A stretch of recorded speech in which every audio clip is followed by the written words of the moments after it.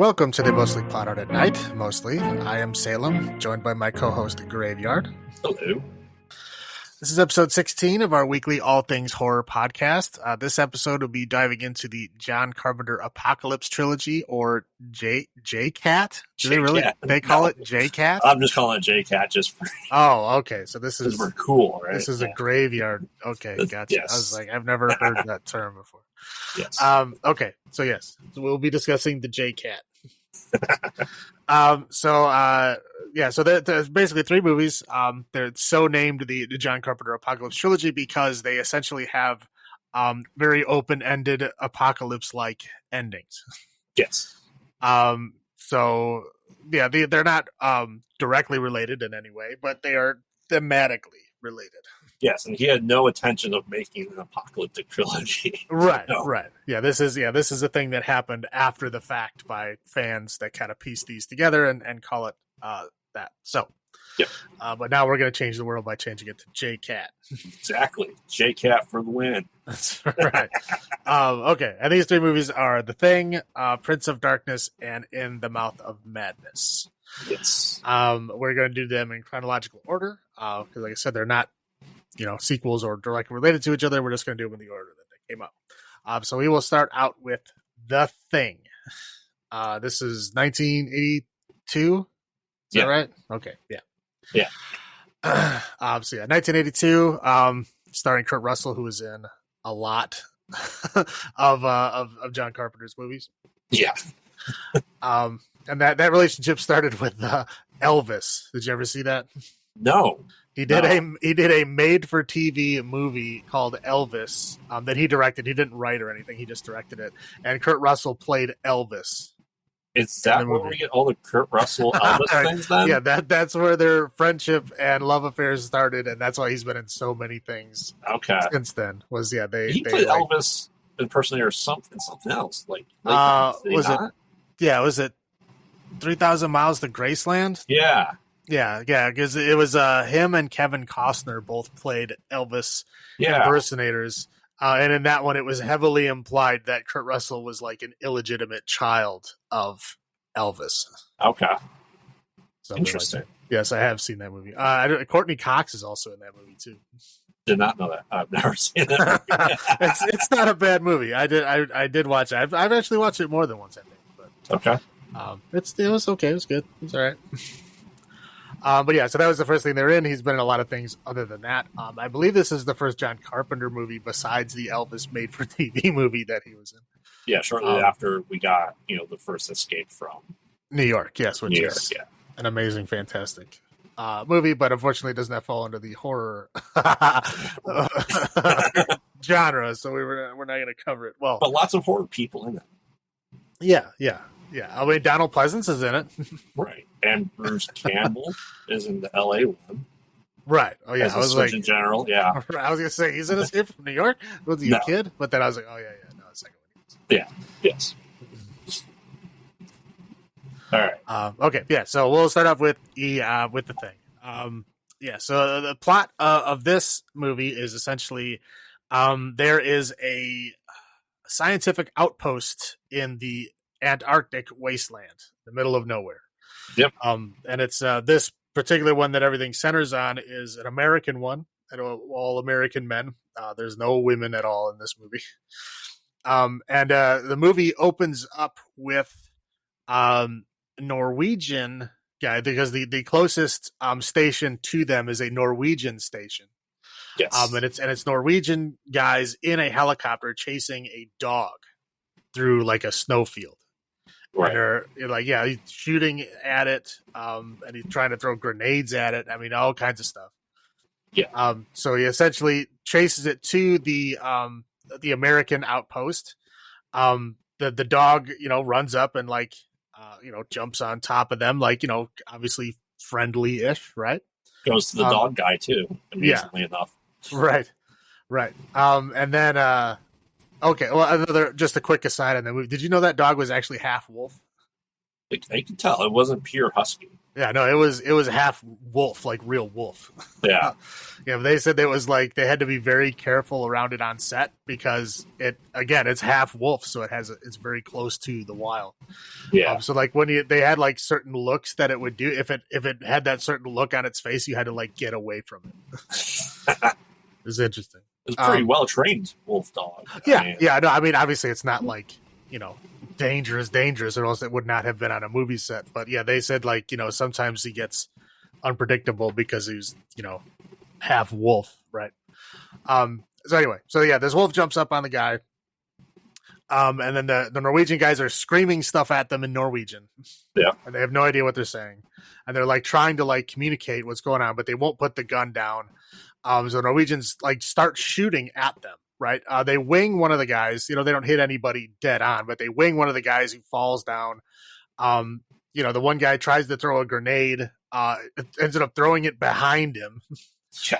Next to the helicopter. Yeah, so he jumps forward. The other guy's like trying to dig through the snow to find it. It explodes. It blows up the helicopter and the other guy.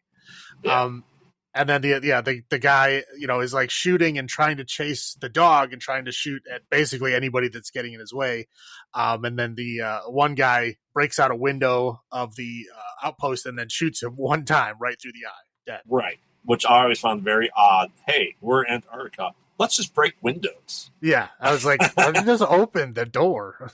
Right. I call him the sheriff because he was just, his outfit and everything. He was just missing the badge. He looked like a sheriff. He had the gray or the beige on, and he looked like a sheriff. His even the gun was very sheriff. Well, yeah, he didn't just say, he didn't just have a gun. He had a gun belt. Like it was like a cowboy gun belt, like the offset gun belt. Like, yeah.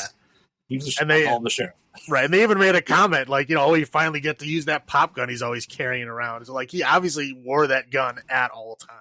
Yeah. So anyway, so they shoot the guy. They have no idea what the hell is going on. Right. Right. So the dog is like, just kind of, friendly-ish. So it's like kind of wandering around the camp. They're kind of, trying to figure out like, okay, where these guys come from. They have paperwork. They say, okay, they're the closest, facility to us. We can get there in like an hour by helicopter. Hour each way. Yeah. But it's almost nighttime. Right. Yeah. So they're like, we can get in and out, pretty quickly, but we want to go see what's going on. McCready, who is Kurt Russell's character, is the helicopter pilot. Yep. So him and the doctor end up. Yeah. So they go there to see what they can find. And they get there, and the entire place is like frozen over. There's like big holes in the walls and the ceilings, and everything's like burnt. Yeah, everything's like burnt and just thrown all over the place and essentially destroyed. But it had apparently been like that for a while because again, everything is frozen, including the blood coming from a guy who slit his own wrist and neck. It was frozen icicles. Right. Coming. Yeah. Not only slit his own throat, but like literally almost decapitated himself. Like right. Cut it so much that it was so deep that it was like halfway through his neck. Yeah, it was crazy. Yeah. But yeah, the blood had frozen from that, and it was like blood icicles. Yeah. So they're going through. They find a bunch of paperwork and video stuff that they have to bring back to look over. But they also find a big, huge slab of ice that appears like something, broke its way out or thawed out in the middle, kind of thing. Right? It looks like something was in the ice, but now it's gone. Almost Encino Man-ish. Correct. Yeah. I think it's kind of interesting. You look at it, you can clearly see all the ice blocks they had to put together to make this thing. Like you can tell it wasn't just one big block of ice. I mean, just pinky thing, but it's interesting. Yeah. So anyway, so they go back, and they're looking over all this footage and the paperwork and stuff, and they end up finding out like, okay, they were looking at this one site that was like a mile away from their camp. They spent a lot of time there. There's a lot of videos of them finding this thing or showing how big it is by showing people standing in a line in front of it and all kinds of stuff like that. And basically it boils down to it's some kind of alien spacecraft. Which we see in before the title screen, we see a spaceship going towards Earth, and then we have the infamous burning of the thing coming through the background, which came from the original Thing from Another World, which is a great homage to it. Right. Yeah, and it's also like almost the same exact beginning as Predator. Yes. Like exact. Yeah. Like it shows the ship come in for like a second, and then it shows it like burn in the atmosphere, and then that's it, and then the movie starts. Let me say, I don't remember the spaceship. Quite honestly, like the before the title.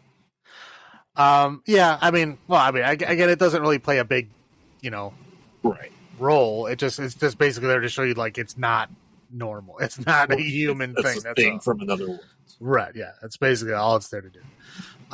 So essentially they all go out to this site to check out what they've been looking at, and they see like, there's a huge, kind of quarry, dug out of the ice, and it's very clearly a like, flying saucer, a giant flying saucer that's like encased in the ice, and they had been digging around it, so you can see the whole surface of the thing now, and it looks like there was a hatch that they had opened at some point. Right. But anyways, what it looks like the section where they cut out whatever it was that had melted was found off away from the ship, right? Like a slight distance away, because you can see the square that they cut out. Yes. So it's basically whatever was in the ship had gotten out and frozen on the ground. Yes. Anyway, so they go back, to the facility, and they're kind of trying to like make sense of everything. And at that point, they kind of notice that the dog is still walking around, and, like it bumps somebody under the table when they're playing cards, and they're like, "Hey man, you need to go put this dog away." Like, what's the rest of the Slay team? Right. Yeah. Go put the dog away. And he's like, okay, yeah. So there's, the one guy, Clark, is like, he's the dog guy. He's like the hounds master or whatever you call him. Right. So he brings the dog back. He opens up the cage. The dog kind of goes in there. It looks like it's hesitant, but it goes in there and it lays down kind of oddly. Right. And he locks the door and he goes away. And of course, at this point, the dog starts like, mutating, and obviously like, growing extra bloody limbs, and weird little tentacle tendrils are coming out and trying to grab the other dogs in there. So the other dogs are like freaking out. They're like, barking. One dog is like trying to chew his way through the cage. Yeah. One dog gets like sprayed with this weird goo stuff that's coming out of the thing, and so it's essentially like trying to grab these things and like trying to like assimilate them. It appears, right? It's trying to suck them in. Of course, there's all this noise and shit going on. So yeah, the guy comes back, the Houndmaster guy is like, what are these dogs barking at? Comes back, sees this, goes, oh shit. Right. We got to burn them. Right. And so he goes, what's going on? So of course, McCready, hits the fire alarm. So they're all like freaking out, like what's going on? Basically, they go in there, they're starting to shoot, and they kill, I think, one of the dogs. So the Houndmaster tries stopping him. At this point, they kind of realize the gun isn't really going to help anyway. So they go get a flamethrower, and they come back, and then the thing almost comes at them. Well, I think it does come at them before they actually light the thing on fire. Yes. So they light it on fire, and I feel like it was only on fire for like 3 seconds before they put it out. Right. Well, I mean, you didn't want to burn everything now. I understand it's inside of a building. You don't want to set on fire, but I felt like they did not let it burn long enough. Yeah. Well, something happened before that. Before the dog was put away, we see the dog walk into a room with a shadow in there, and we just don't know what happens. Right. We see. Before that dog gets put away, we see him walk into the room with somebody, and we don't know if it's a man shape, right? Because it's only men. Right. And then that's when we see, like, okay, something's weird. Now we have going, okay, something's going on with this dog, and we saw the dog previously in some room with some random person. That's the information we had before finding out that it was able to, like, assimilate or amalgamate creatures and was trying to do. So. Right. Yeah. I mean, you knew it was a silhouette. It was a person. And that's it. That's all you can tell. You can't tell anything else. And again, nothing else was even inferred that happened at that point. But that was the only other hint that you get before this point. Right. So they burned the thing. And then, I forgot, when they were at the other Norwegian thing, they found a thing outside that had been burnt but was like looked like Yeah. like two people kind of like merged together. Yeah. Or like melted together almost. Kind of like Chucky when he got into the steam thing. Chuck in Child's Play 2, where he had all the extra arms and legs attached to him. Right. Yeah, it was definitely disturbing. So they brought that back with them to study, and they were supposed to do an autopsy on it anyway. So they're doing an autopsy on that thing. They're also doing an autopsy on the dog to try to figure out what the hell it is or what's going on. Yes. And then at this point in time, they're kind of going like, they figure out like that dog had been wandering around the facility all day. Yeah. So like, okay, well that's, we don't know what could have happened at this point. So everybody starts like distrusting each other and all, it immediately starts at this point. Right. It's almost like, you don't know what's going on there. It's almost like the start of a murder mystery done. Right. Right. So at this point, they're like, they're trying to like search everything. They're trying to like make sure that, nothing else is out there. And, they're like finishing up their autopsy, and they basically, decide like, yeah, it's all perfectly normal inside, like genetically, and, all the organs are all there and all that. They're just like, there's like two of them, and they're, obviously merged together in a odd, different way. So they know that there's something going on, and there's just more that they're trying to figure out. And at this point, the guy who was doing the autopsy, Wilford Brimley, who Blair, I think his name was Blair. Yes, Blair. So Blair starts to like, they show like this scene of like with these awesome computer graphics. Because he basically figures out that this thing is copying. It basically like takes over a cell and then copies that cell. So it like mimics whatever it comes into contact with. Right. He's gone over this. He's like translating the Swedish notes. He's realizing that this is like a virus.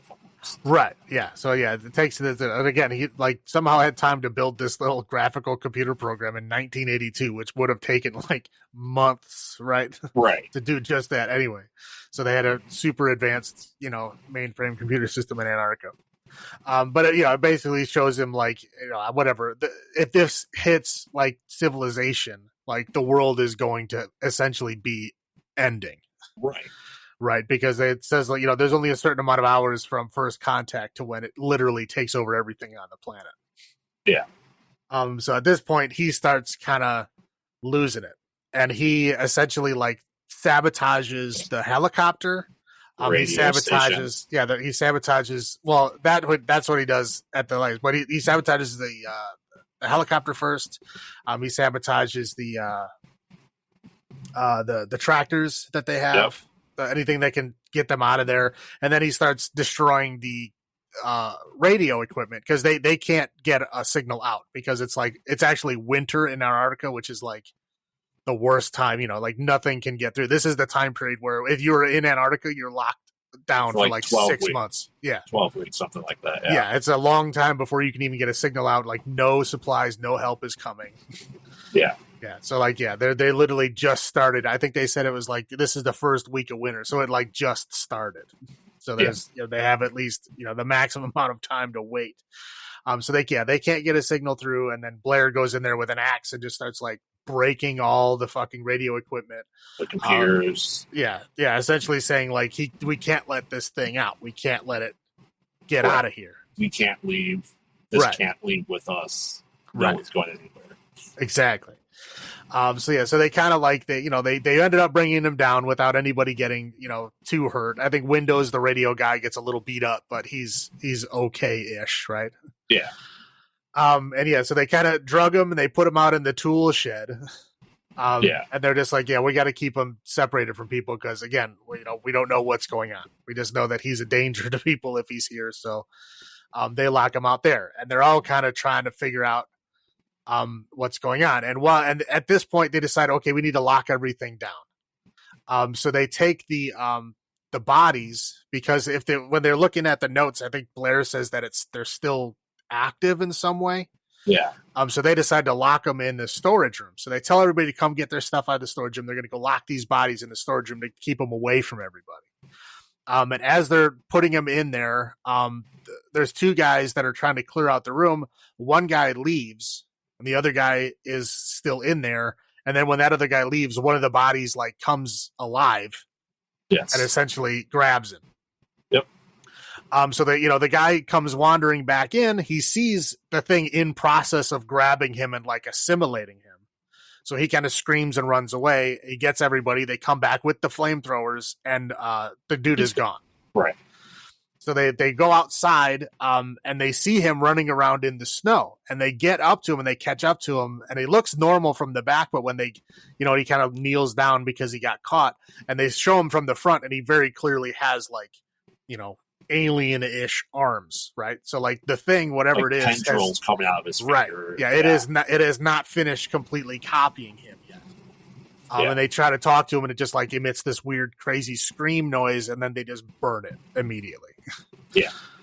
So at this point, they know, okay, this thing can take over people. Like we know this one guy got taken over. We don't know if anybody else did because, there's still like the dog was wandering around, right? Yep. And this dog they knew was infected. We don't know. It could be all of us. It could be none of us. Where McCready says, like, I know it's not all of you, because if it was all of you, you'd just rush me and attack me. So he's like, some of you need to be human. We need to kind of try to figure it out. So he's like, hey, doctors, can you guys figure out a test to figure out how to get out of this? They're like, yeah, sure. We can do like a blood test. So they go running back inside to get the blood. They open up the cabinet, and of course, all the blood is destroyed. It's melted, because the blood, they have blood there for transfusions in case one of them got hurt. They have their own blood there on standby to transfuse their own blood back to themselves. Right. Yeah, so the only guy who had access to the cabinet is the doctor. The only guy who had a key is the sheriff guy, right? Who's essentially like the captain leader of the thing. And they're both denying having anything to do with it. So of course, at this time, paranoia is just going through the roof. Nobody knows who to trust at this point. So yeah, they're all kind of like, trying to lock everything down. So he takes the people he believes at this point are the most likely culprits. So he takes Clark, the dog guy, the doctor, and the sheriff, and he locks him. He kind of ties him up and then drugs him. Right, because Wilford Brimley said, "Watch out for Clark." Yeah, right. He told him, he's like, "Hey, when he goes to check out, like, just watch out for that Clark guy." Well, yes, because Clark also said that he was alone with the dog for like at least an hour. Right. Yeah. But also the dog had been wandering around all day. So like I said, it could have been anyone. They don't know. Nobody knows. Right. Paranoia is just going through the roof. Right. So at this point, it seems like time passes, like at least a few days. Yeah.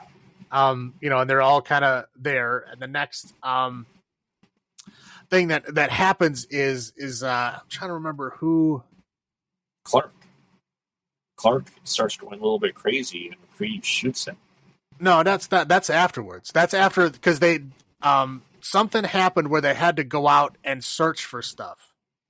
Because I remember they went out to search McCready's cabin,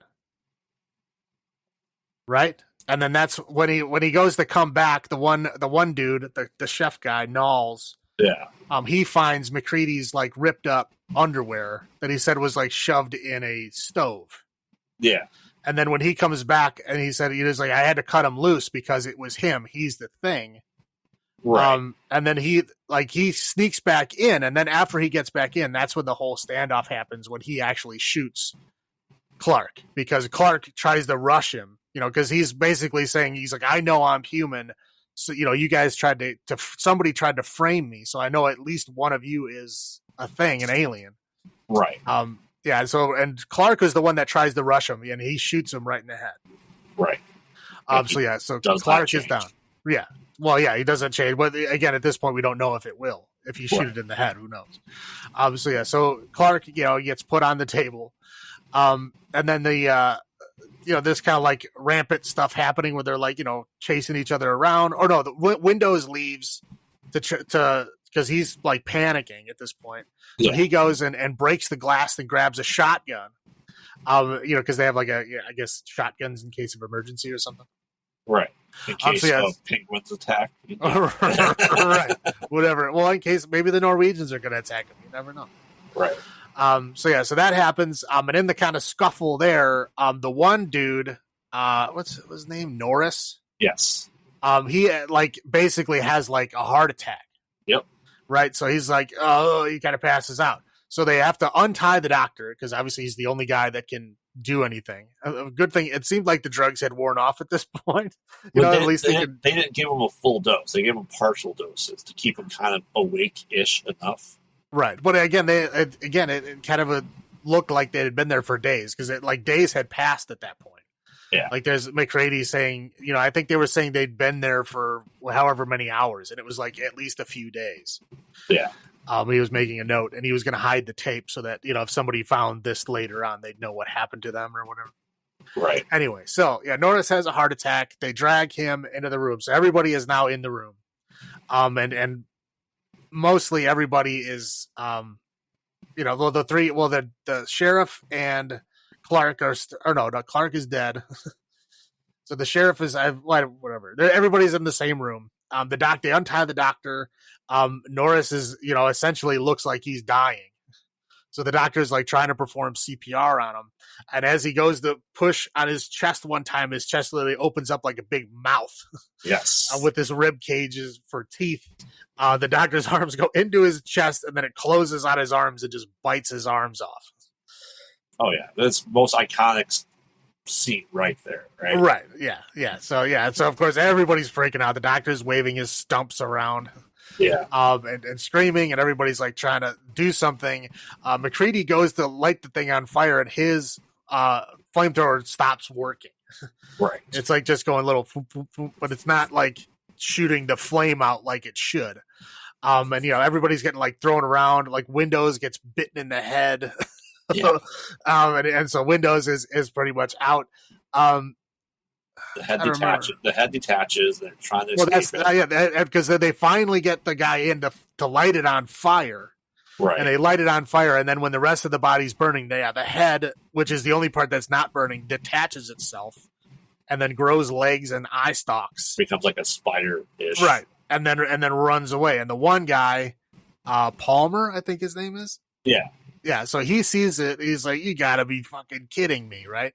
Yeah. And so so they see the thing and they hit it with the flame. But at this point, they realize that not only is this thing capable of taking people over, but this thing is capable of being whatever the hell it wants to be. Right. Right. But each part's separate, but all piece of the whole. Right. Yeah, and that's basically what they decide at this point. Like, okay, so.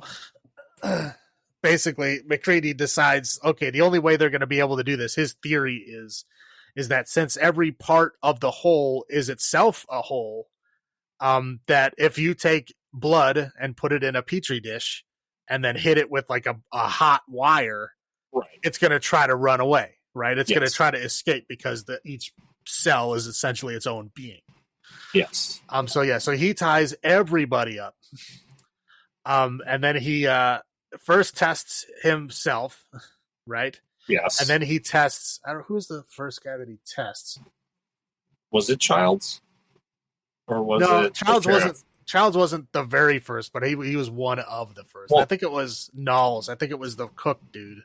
Yeah, every time someone passed the test, if they're tied up, he'd untie them. Then Right. They're separating out humans versus unknowns at that point. Right, yeah, and so he's working out, and he's kind of leaving the sheriff as last because at this point in time, the doctor is dead, right? So the only other guy that could have done that to the blood is the sheriff guy. So like he's the most likely, he's the most likely culprit. So they're going to leave him for last, okay? Yes. And then they test Clark. Clark passes the test. So at this point, they're all like, "Yeah, so you're a murderer. You just killed the guy. He wasn't the thing." But I mean, again, he was at that point in time. Who knows, right? He tried to attack him. But so and I don't feel that bad about it, but it sucks that he killed a person. I think Childs passes, Knowles passes. Who the hell else is left at this point? It is at that point Palmer. Yeah, Palmer and the sheriff are the only one left, right? Right. On the chair. Yeah. Yeah. He's like kind of focusing on the sheriff, that he's going to be the one that's the thing. So that's why he's doing him last. So he goes to test Palmer, and of course, the blood jumps up and screams, right? So, Yep. which means that Palmer is the thing. Like, you didn't see that one coming because, again, the scene right before that, he's the one that points out that the head was running. Yeah. So it's very odd that if he was the thing, why would he purposely call out his comrade, right? Why wouldn't he let it just run away? Because self-preservation, saying, hey, I I'm guess. distracting myself, and here's a real thing, right? Right. Yeah, he's still attached by the sheriff, and he's like freaking out, like, get him away from me. Right. So he's still tied to the thing. They flame him, they kill him down. And then they finally untie the sheriff after he screams at him. Yeah. So at this point it's McCready, it's Childs. Who's Keith David. I don't think we mentioned that, but so it's Childs, it's the sheriff guy, and then Knowles, the cook dude. Yeah. I think that's everybody that's left, right?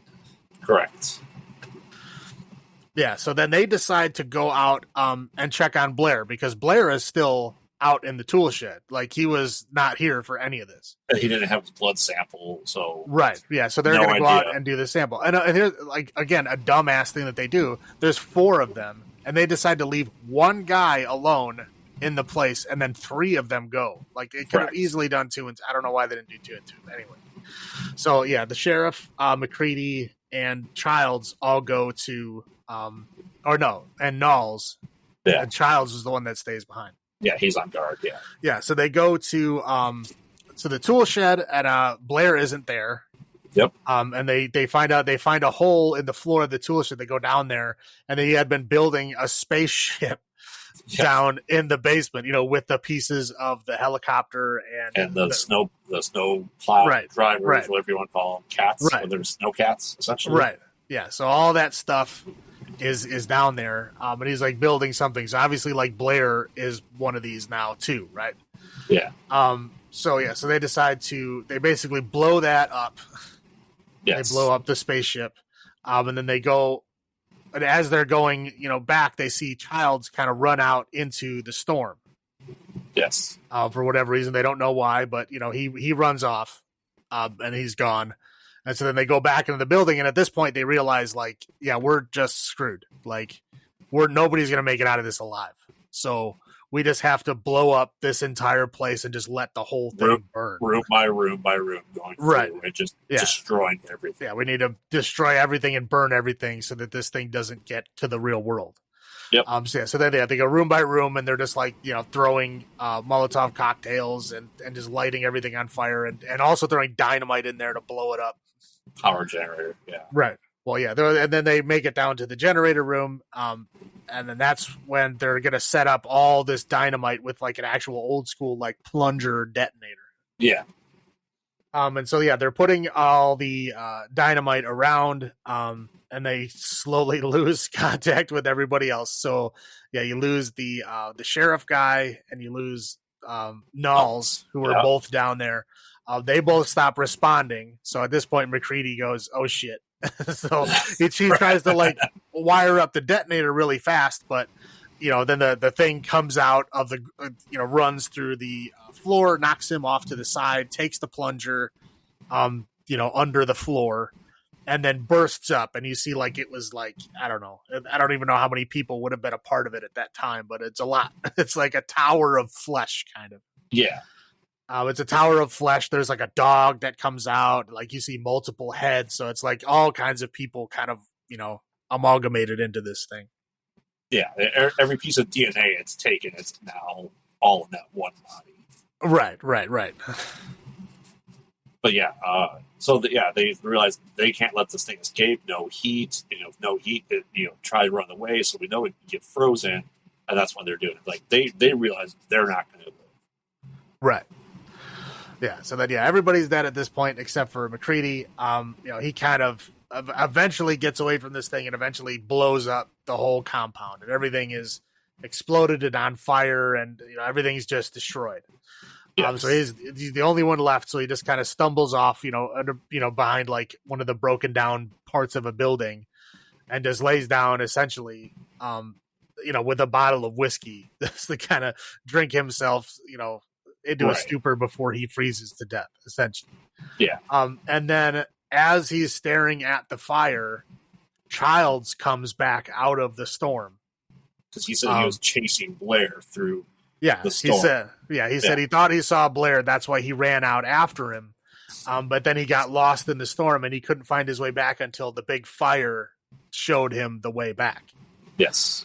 So he sits down, and so of course him and McCready are both kind of staring at each other, like distrustful of each other, right? Yeah, because absolutely. I mean, obviously, if Childs is a human, like why would he trust McCready? He's the only one left, right?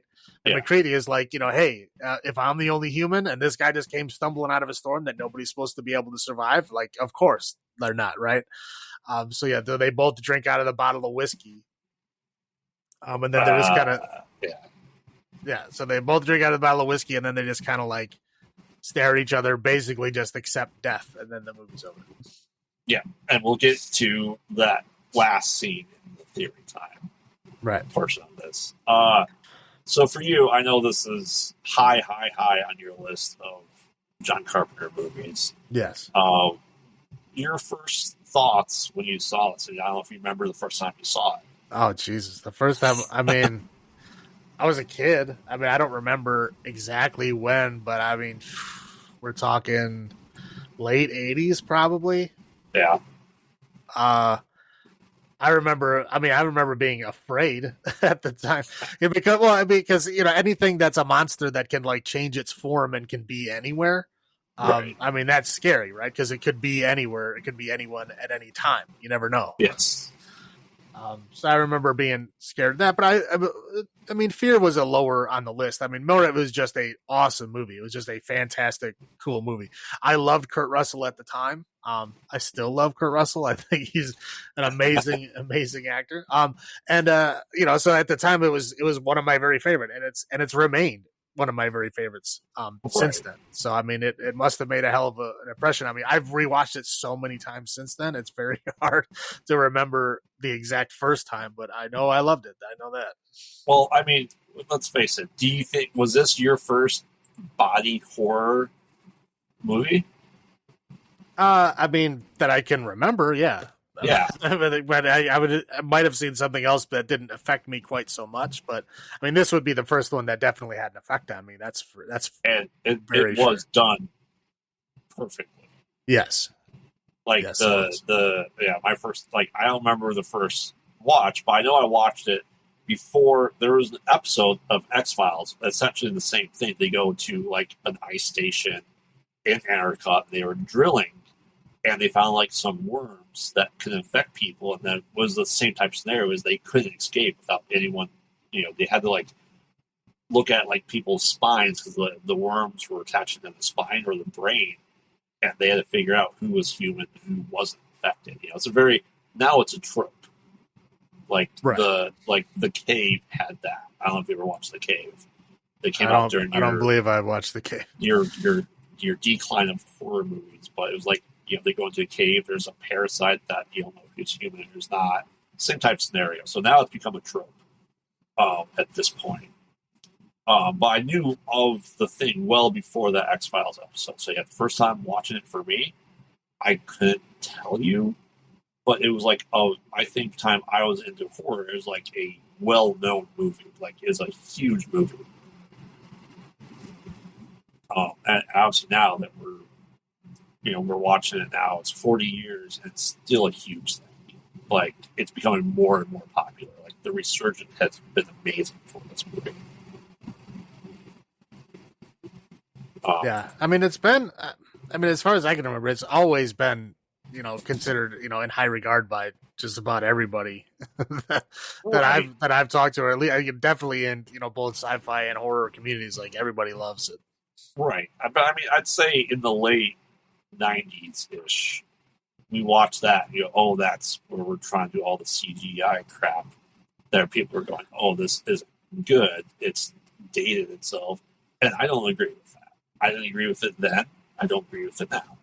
No, I mean, can you look at some of the things and, see that they're fake? Sure. I mean, But Yes. you look at, there's so much of it is done so well that even on today's FX standards, it still looks good. I mean, it still looks great.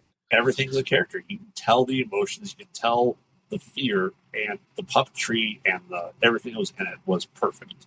Right. And still is. Yeah. Yeah. So, I mean, it's basically all practical effects. I think the only thing that's not practical effects, I think there's a couple of stop motion scenes. Yeah. But yeah, like nothing is nothing is CGI. I don't even think they had CGI of that level back then. So right. So yeah, I mean, rewatches. This is something I don't rewatch as often as I should. This one, I'm pretty sure I think I rewatch it at least once a year. I mean, it should be on my list for once a year. Let's go with that. I'd probably rewatch it maybe every 2 years, but it's definitely something I rewatch a lot. To the point where I don't think there's not much I miss anymore, that we've scrutinized it enough on the rewatches. I mean, are you catching anything new when you rewatch it? This time I did. I think because I was most of the time when I put it on, I have a tendency to kind of do other things in the background because I've seen it so many times. I do focus on it quite a bit, but I do other things. This time I was like focused on watching every minute of it. Yeah. And there was a lot of scenes with the dog that I was like, did they add these? I don't remember these, but it was like there's a lot of like long scenes on the dog just kind of like staring at people or things or just kind of like just sitting there menacingly. Yeah. Right. You're like, I didn't remember that stuff from before. I mean, obviously very minor thing, but I was like, I wonder if this is like some kind of special edition or something. Right. Yeah. But it's not. I just didn't remember those particular scenes. That's all. Right. Like I said, the only thing I didn't remember was honestly the spaceship at the very beginning. I don't think it's just so minor that like you see it happen and you don't realize that it's been, because they said the spaceship's been there for thousands or tens of thousands or hundreds of thousands of years to be as deep as it was in the ice. Did they say maybe like 100,000 years? Yeah, I think they said it was pre-Cambrian, which essentially means it predates man. So right. So yeah, it's 100,000. Right. Year, well, man that we know now, not the Neanderthals, but still pretty interesting. Yep. So yeah, I mean, it's something to rewatch. I don't know if we'll get into. We'll probably get into the thing that came out in 2011 at some point and how this ties in, what you think of it, and all that stuff. Well, essentially, yeah, that one is just it follows the Norwegians, right? Before it gives the reason. Yeah. If we see the first, combined person, we see them taken out of the ice. And I'd say both movies combined are a perfect kind of, other than the giant creature running around in the original, the thing from outer space, whatever it was, right? Mm-hmm. That was a plant. He was a giant plant, right? But I mean, every other aspect of it was there between the two movies. The fully explanation of it, except this was much more mystery, much more paranoia, which was amazing. Yes. So what about highlights for you in this movie? If you had to pick like one or two highlights. I think the thing I like the most about this movie is just the acting, the way that everybody interacts with each other, and just the way that when you're watching the movie, you generally get that feeling of just like heightened paranoia as it goes along, right? Yeah. Like you really feel all those guys and like, how paranoid and afraid and desperate they are as time goes on. Like as it goes on, you feel the desperation with everybody there. I mean, a fantastic job acting, like all around pretty much. Right. Of just everybody and how strung out they're getting and like, how nobody trusts each other. And like some people are breaking under the pressure. Some people are, going, getting hard and, cold-hearted, as it goes along, just all the different ways that people are reacting and what they're doing, or just getting high. yeah, that too, right? I mean, that's it's a coping mechanism, right? So, I mean, so you think it was good that do you think it's enough that it puts you into that, like thinking if I was in their situation, how you would react to all of it? Oh yeah, definitely. Would you be retreating? Or would you? I don't know. I mean, I wouldn't be McCready because McCready gets mad at the chess machine and then pours his drink and breaks destroys their entertainment that right. no one else can ever have again. Yes. Right. I'm like, it's just a chess machine, dude. Right. Well, okay. This is a 1982 chess machine, so it's like a giant computer. Right. But yeah, no, I would not do that. Yeah, I mean the acting spot on, the tension, the atmosphere, the sense of isolation. Right. I think another thing I really appreciate about this movie is nobody really does anything stupid. I mean, there's people that panic and do stuff out of desperation, right? Right. But there's like a lot of, I'd say probably most horror movies, if people just make these boneheaded decisions. Yes. You just dumb things, and you're like, what are you doing? Like, you really don't get that in this movie at all. It's like everybody does the things that you would expect people to do in that situation, right? Level-headedness. I mean, some paranoia, but yeah, I mean, it's not over the top. Like some guys just can go, I'm running away, see ya. Yes, they made stupid decisions about leaving a sole guy behind, which is very tropish, especially in this body invasion, essentially, thing that you would never leave one guy.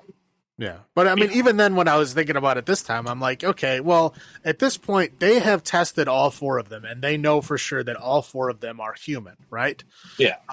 And if they are going to go after Blair, who's the only person left that they don't know is human or not, I would say it would probably be safer for them to have more people with them to take care of Blair than it would be to guard the compound, because at this point, they thought Blair was in that tool shed. Right. So, I mean, obviously, when they found out that Blair wasn't in the tool shed, yes, everything changed and they realized they made a mistake. But I think before that point, when you're weighing the options there, where would you rather have that extra man? Would you rather have the extra man there helping you subdue a guy that could potentially be this alien thing? Or would you rather have him sitting back at the base where nobody is at because you just tested everybody? I'd rather have him be there just to line of sight, because we saw how quickly they are I got quicker in the assimilation, right? As it learned to assimilate humans, I feel like it got quicker at it. So I just, for paranoia's sakes, and we've played the tabletop game of this, right? Right. Which is interesting. That you'd keep everyone with you, so therefore no one could ever leave and there go, hey, I now suspect you because you were gone by yourself for 30 minutes with who knows what else is out there. Yeah. But I mean, again, I don't agree with the decision. I don't, again, my initial of saying that, hey, you probably should have left 2 and 2 still stands. But yeah. I was trying to see, like, okay, I get the thinking of taking an extra guy with you to go to the only other guy that you think may potentially be an alien at that point. And they were correct, right? Yeah. So. All right. So low points for you. Are there any? I mean, in this movie, there really isn't. I think the only low point that I can think of is that if you speak Norwegian, yes, the movie is ruined for you almost immediately in the first couple of minutes. Right, because the Norwegians, when they're screaming Norwegian at the people, they're clearly saying in Norwegian, "It's not a dog.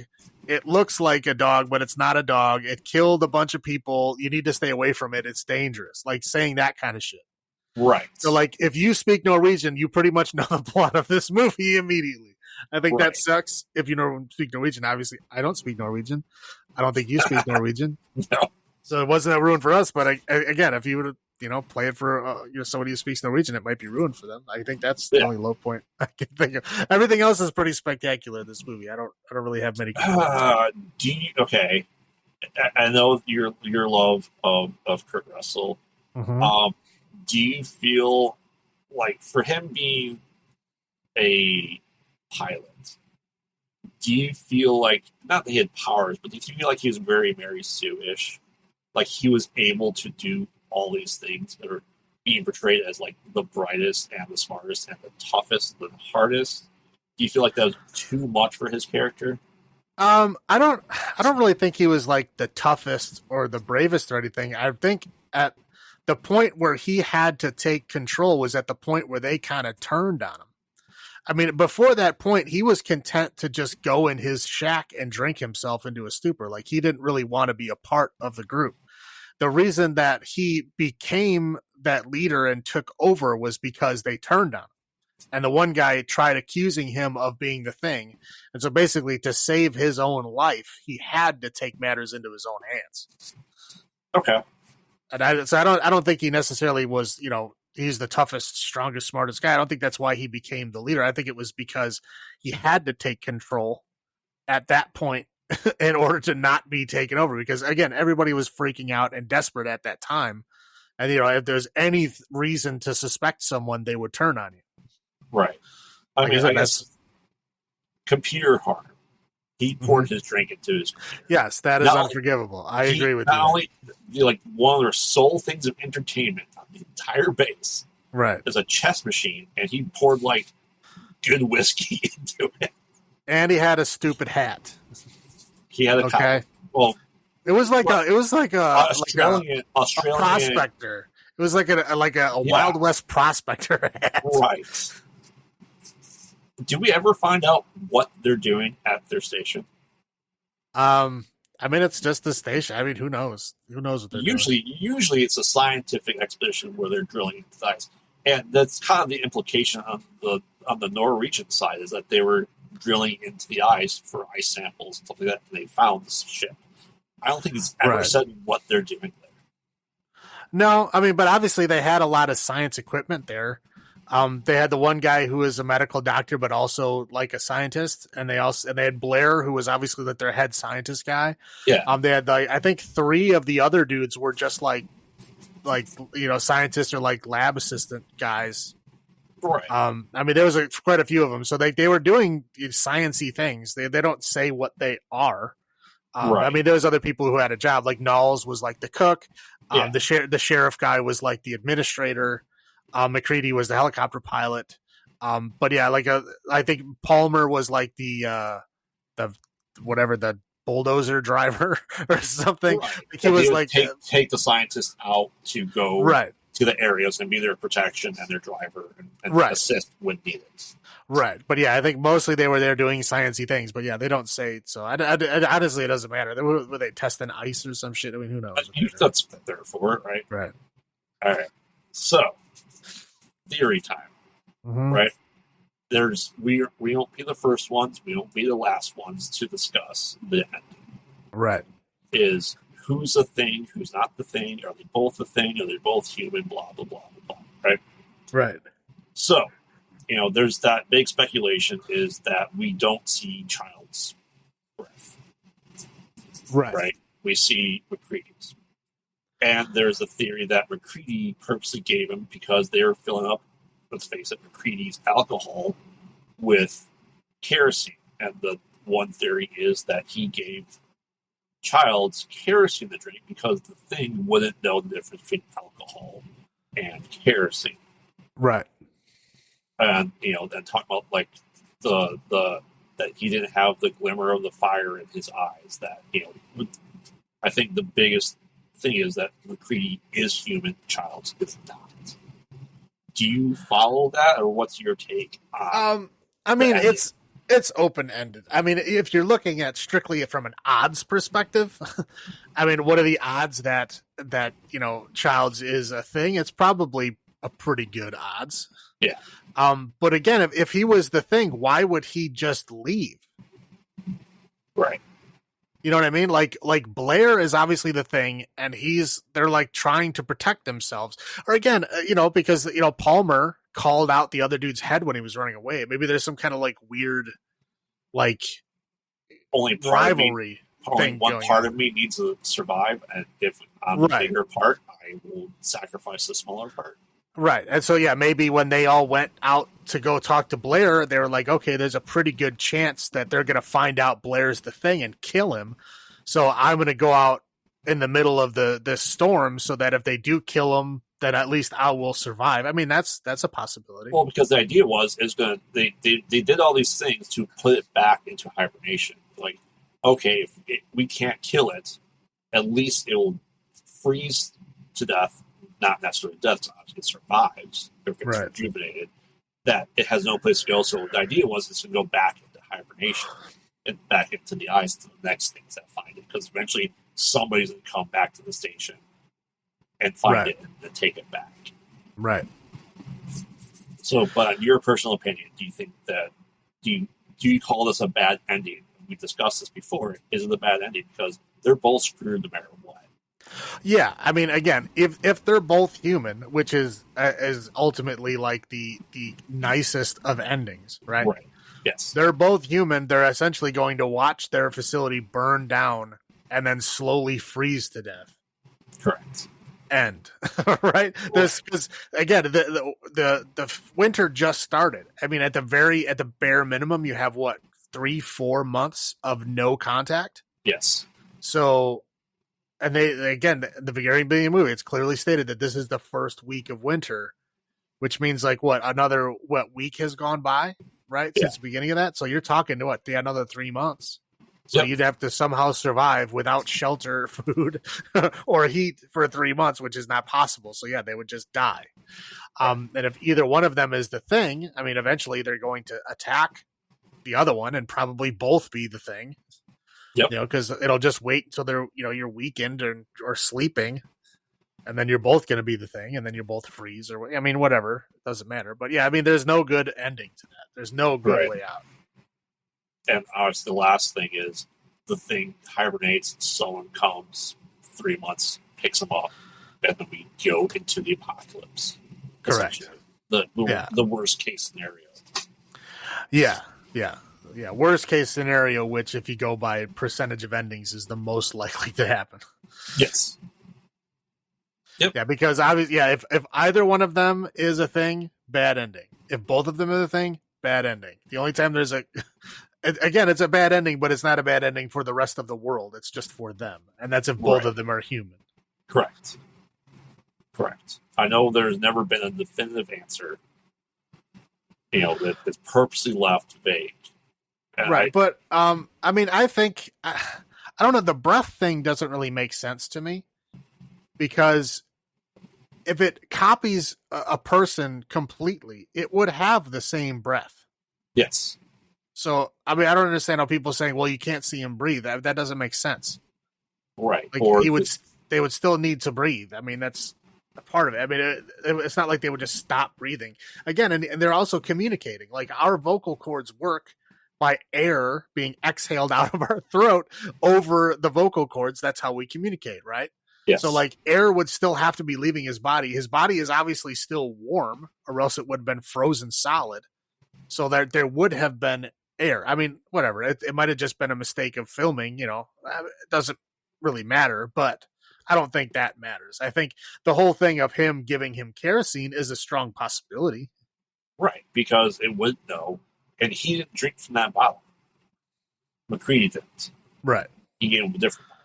Well, yeah, it's but again, it could be assumed that he took a drink before then. Yeah. I mean, again, it could go either way. Who knows? Yeah. It's an open-ended, which is, again, by the odds, is most likely going to be bad. Right. And for the world, and definitely bad for them. Right. And here we are 40 years later. Like I said, we're not the first, we're not going to be the last discussing that. Right.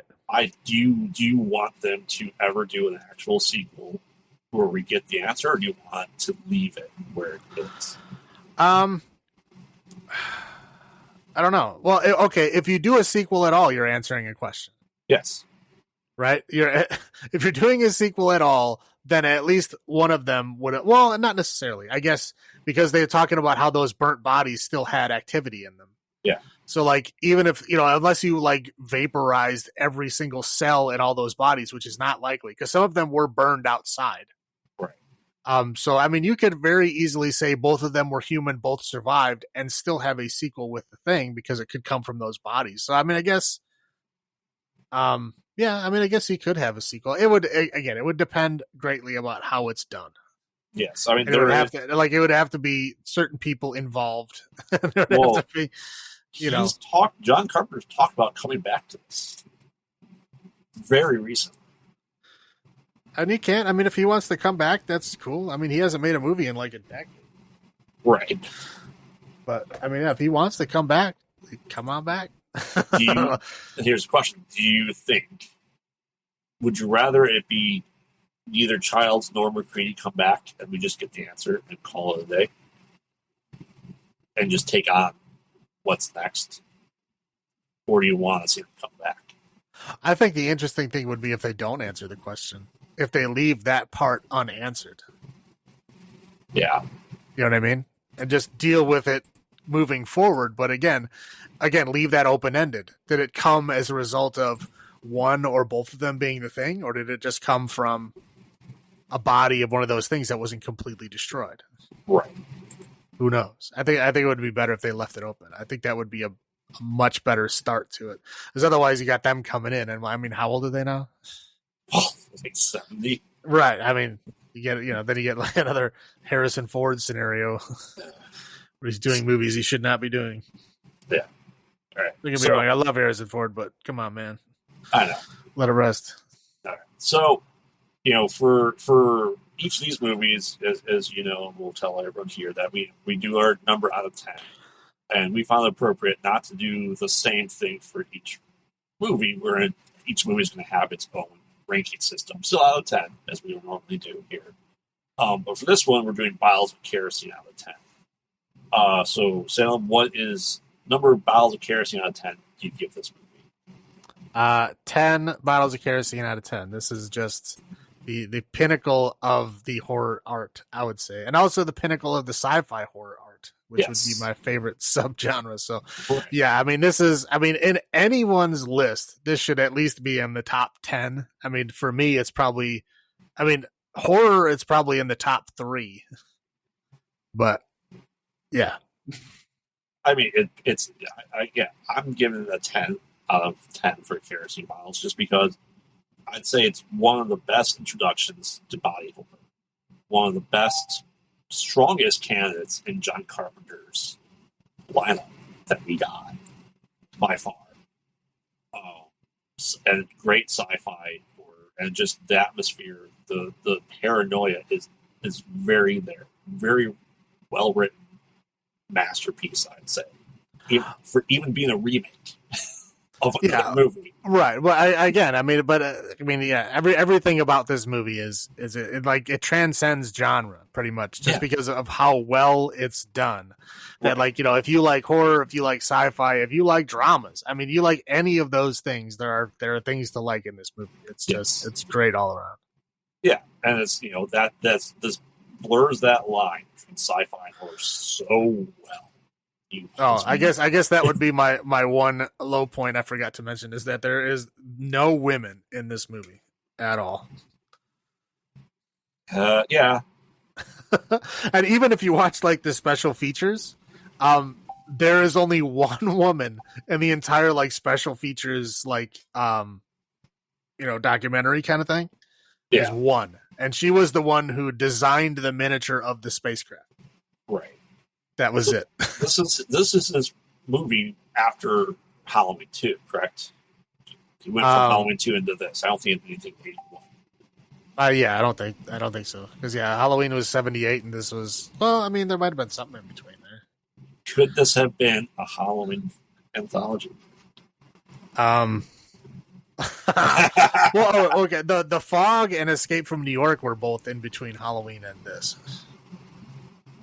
I think The Fog could have been. The Fog was 80. Yeah. You think this could have been? No, because there's nothing Halloween about it. Well, the plot though, it could have been. Escape from New York wasn't there. Yeah, that's fair. Yeah, The Fog is in 80. Escape from New York is 81. This one's 82. Yeah. At least in Halloween 3, right? Yeah, it had nothing to do with Michael Myers, but at least it still had a Halloween theme. Right. Yeah. So I don't know how you would give the thing a Halloween theme unless it happens on Halloween, but it's not like they could celebrate Halloween at the North Pole or whatever they were. They could have dressed up. A bunch of dudes that have been sitting in the same place with each other for months are going to dress up? I don't think so. That's fair. There's no reason to impress each other. I mean, Don't get me wrong. I mean, I'm sure at this point, if they wanted to impress each other, they would have. Yeah. That's fair. But again, I think the Fog would be a better Halloween anthology entry than this would be. Yeah. Just because I think the Fog could very easily be centered around Halloween. Yeah. Okay, that's fair. So let's dive into the next one. Prince of Darkness. I'll do my best in the recap of this one. You're gonna have to. I mean, I can start if you want me to. I don't mind. It's essentially this is what 1987. So we have a couple movies after this. This is about 5 years obviously after the Thing. Essentially, what happens is we find out that there is a priest played by Donald Pleasence. He's investigating a death of a priest. Well, what happens is the priest dies, yes. and the priest had a meeting with the cardinal of the area. Okay. Yes. But he apparently had something very important to tell the cardinal, but he died the day he was supposed to talk to him. Yes. So they look through his belongings and they find this like locked box with a key, and they find his notebook, and they find out that this priest was a member of the Brotherhood of Sleep, right? Which is a brotherhood that has been completely separate from the Vatican. It's still a Catholic organization, but it's separated from the Vatican, so even the Vatican doesn't know what they were doing, and they were tasked with watching this thing, right? Old church. Yeah. Right. So there's this old church that apparently has been on the same location since I think they said the 16th century. In Los Angeles, yes. Right. And they tried to say that it was through an agreement with the Spanish government at the time, because at the time there was no colonies. It was like they had people exploring the area in the U.S. I mean, definitely. I mean, obviously the native people were already here, but yeah, they apparently made a deal with the Spanish government to come to this new land where there was no infrastructure or anything, and they built this church and this place to hide this thing because they needed to hide it as far away from like people as they could. Right, and it's in the deep, deep underground of the church. Right. Yeah. So this priest was the last member of this Brotherhood of Sleep. All the rest of them were dead, and his apparent last thing was he was going to talk to the cardinal about what was actually there. And actually bring the Vatican in, and because they didn't do that, Donald Pleasence was kind of assigned to investigate what was going on and to look at his church, because he was like the only priest at this church, which is essentially like this little church in a very, very bad neighborhood, very run down, very decrepit. Right, I would say almost abandoned. Right. Yeah. So Donald Pleasence goes down in the basement and he sees like this swirling big cylinder full of like green goo. Yeah, it's swirling. It looks like they have it's on the magnetic plate. They have one of those magnets at the bottom that would swirl it around and stuff like that. And again, because Donald Pleasence has the power to detect darkness when he's in a vicinity of it, he immediately detects great darkness coming from this cylinder, so he knows that he has to do something about it. So it had the greenest liquid. Yeah. Yeah. Instead of going to talk to the Vatican to get backup and support, he goes and talks to his old friend at the university, who's like a theoretical physicist. Correct. Who's who's Egg Shen from Big Trouble in Little China. Yes.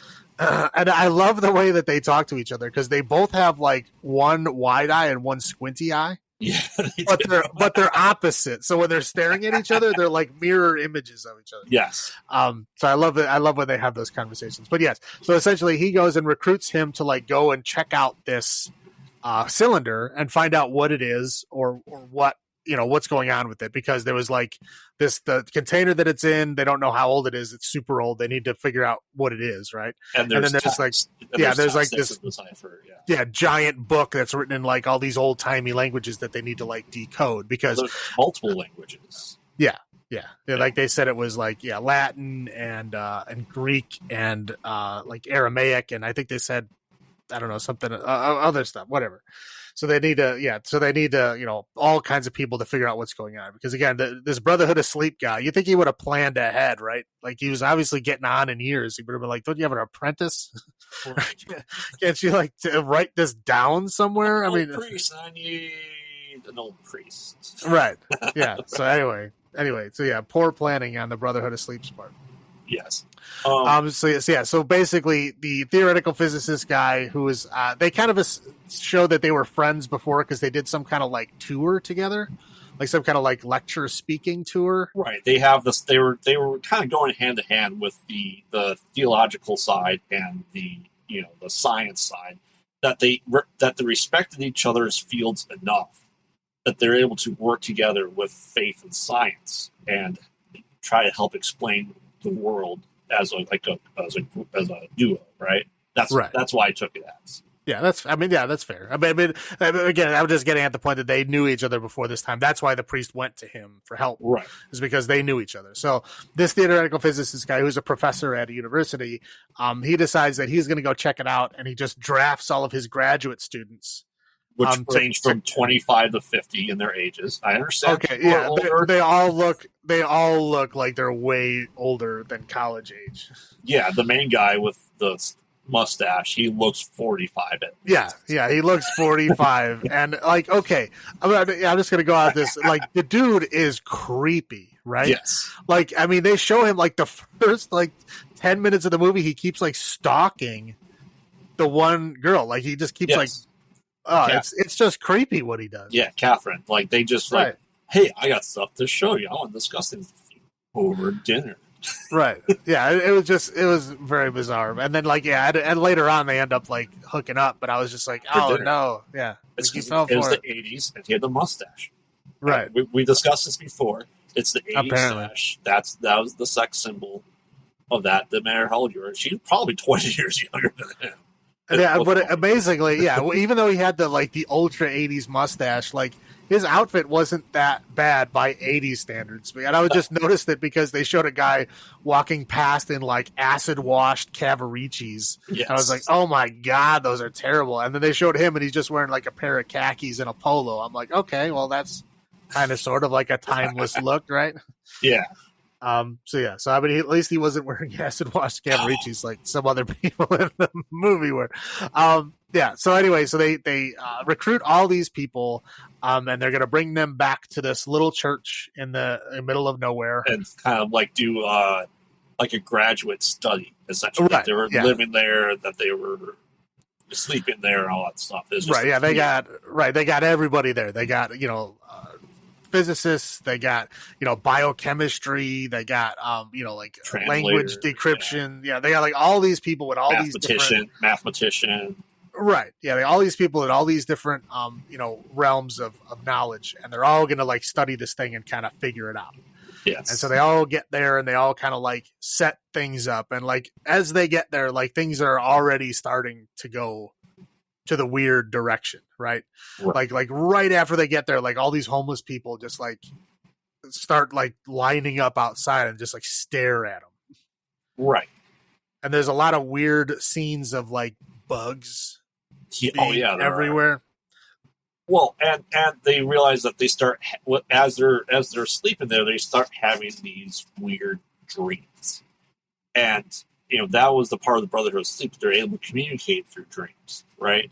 So they're going there after that night. They're going, well, you're having weird dreams of this shadowy figure coming through this doorway, and like, oh, that's just everyone's having that dream. They all wake up from that. It's like a nightmare for them. They're just waking up and kind of hear kind of these things of one night in the dream, whatever it is, right? Mm-hmm. So they start deciphering the text. They're using this awesome computer program that, we have the one woman who's translating the text into English kind of line by line. It's very biblical writings, right? And then you also find out that they're using a computer to talk about the books and the stuff there, that they're just calculating equations nonstop on two screens. So it's kind of, they're side by side. So you have the biblical text being translated, then you have equations being done by the computer, still showing that parallel of the whole handing of faith and science. Right. Well, yeah, they're also showing that like these equations and stuff are being pulled out of this book that's like 2,000 years old. Right. They said So- these equations wouldn't have existed. These differentials would not have existed thousands of years ago. Right. And yeah, they're like, basically leading to the point where, like something bigger is going on here. Right. And then as they're like decoding the stuff, like later on, they all kind of like, as things are coming out as to like what's going on, like some of the like more religious people are getting like uncomfortable about it. Some of the people that are not religious at all are also getting uncomfortable about it. Like nobody likes what's coming out of these translations and what they're finding. I know like one of the translations actually says that Jesus was an extraterrestrial alien. Yes. That came down and like, I mean, there was like all kinds of like just weird, odd stuff. Jesus Christ was, and they say executed, crucified for trying to warn people of Earth that this was, Satan essentially trapped in here. So he's killed for heresy. Right. Right. Yeah. And they're trying to say like this particular container with this goo in it, right. Essentially has what they're kind of translating as the remains of the Prince of Darkness, right? And it was buried in the Middle East in the ground somewhere in a hidden location, for a very long period of time, and then at some point, it was not safe there anymore, so they decided to move it to the New World. There's not people essentially. Yeah, which at that time there was no one there, so that no one would know what was going on. Yeah, and essentially it was. Protected by this Brotherhood of Sleep from then until the present day, when the last guy that was in the Brotherhood of Sleep died without telling anyone what was going on. Right. And we start seeing liquid escaping, and it was going upwards, right? So it was going, instead of falling down, it was going up into the ceiling, dripping into the ceiling at that point. And then we can get into, they're having these. We see the professor and the priest talking about the yin and yang of science and religion. That they're going, okay, well, for every piece of matter there is antimatter, right? This is the yin to the yang. And they're going, if God has to exist, then therefore Satan has to exist. They're theorizing all that together, matter versus antimatter. That evil comes from the realm of antimatter or anti-God at this point. Right. So then, while that's happening, Susan, who's Susan? Yeah, Glasses. Running joke throughout the movie. Yeah, she was originally a radiologist. I think she was supposed to be scanning the container or doing X-rays on the container, but yeah. Apparently nobody knows who she is. Right. Glasses. Oh, okay. She gets some of the best liquids thrown into her mouth. Yeah. Right? Ecto Cooler. Ecto Cooler is fantastic. There was a lot of Kool-Aid product placement in this movie, too. Well, yeah. Like, look, there were a bunch of adults, and they had, like, their supplies in the supply room, and there was, like, Kool-Aid. Like, really? Right. You can't drink the Kool-Aid, even though it wasn't Kool-Aid. Right. So she starts kind of attacking others. Well, yeah. She gets sprayed, and it essentially, like... possesses her. Yeah, and she, like, doesn't need her glasses anymore. Right. And her hair now stands on it. Yes. And then but some people, she's like trying to spray. With some people, she's just like killing. Like the one big like creepy dude with the skullet. Yeah. She just like broke his neck. That was it. She slightly turned his head to the left. Well, yeah, whatever. That's what it looked like. Yeah, just like the way it made the big noise, like, oh, he's dead. It's a head neck cracking sound.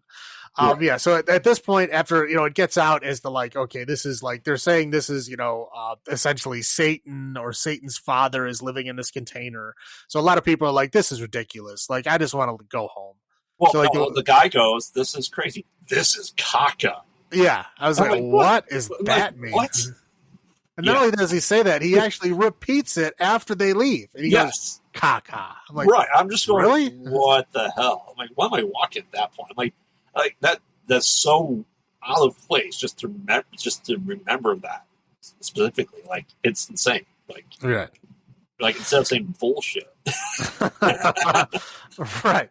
Yeah, the last time I heard caca, I was like 2 years old or something. I mean, it was, whatever. But, after he has an argument with a couple of guys, and the other guys decide that they're religious and they want to stick around and figure out what the truth is. This other guy's like, this is caca. I'm out of here. Peace out. He gets like attacked and stabbed to death by one of the homeless people. Yes. Alice Cooper. No, it wasn't Alice Cooper. No, not that. It was a lady. It was like the bag lady that was in the very beginning that stabbed him with like half of garden shears. Oh, we missed another death. The other dude with glasses. Well, it was right before that. The other dude with glasses, who was like the one guy who was able to leave early. Yeah, I guess he was planning on leaving early. He just had to set up this stuff for his boss, and he was out. And then he left, and then Alice Cooper impaled him with a the head street schizo is what he's credited as, but he's essentially just like the homeless guy.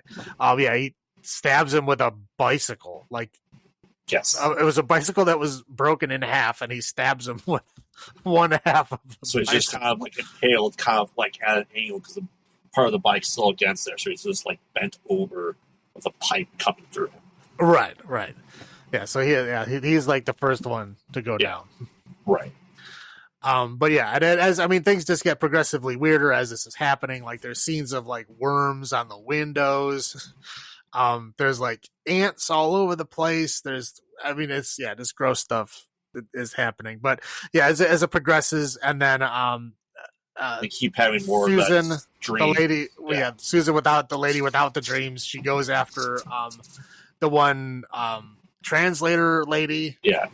She lays down to try to go to bed, and she crawls on top of her, and it's a really awkward scene. Like, right? Are they kiss? But it's really awkward because she doesn't say anything. Like, she's like crawling on top of her on the bed, and she's looking at her like, "What the hell are you doing?" But she's not like saying anything.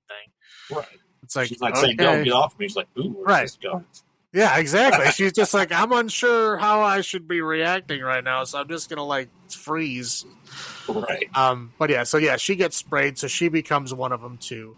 Yes. And then kind of slowly but surely they're all changing over. There's the one scene of the guy who got stabbed, the caca guy who got stabbed in the parking lot, like, is yelling at them and warning them that they're all gonna die. And then he they're watching him through the window. Yeah, he melts into bugs. Yes. I'm sure he loved it. It's disgusting. So he melts into bugs, and then the one dude, he gets taken over, but he seems to be at least aware at first, kind of aware of what's happening to him. He just can't control it.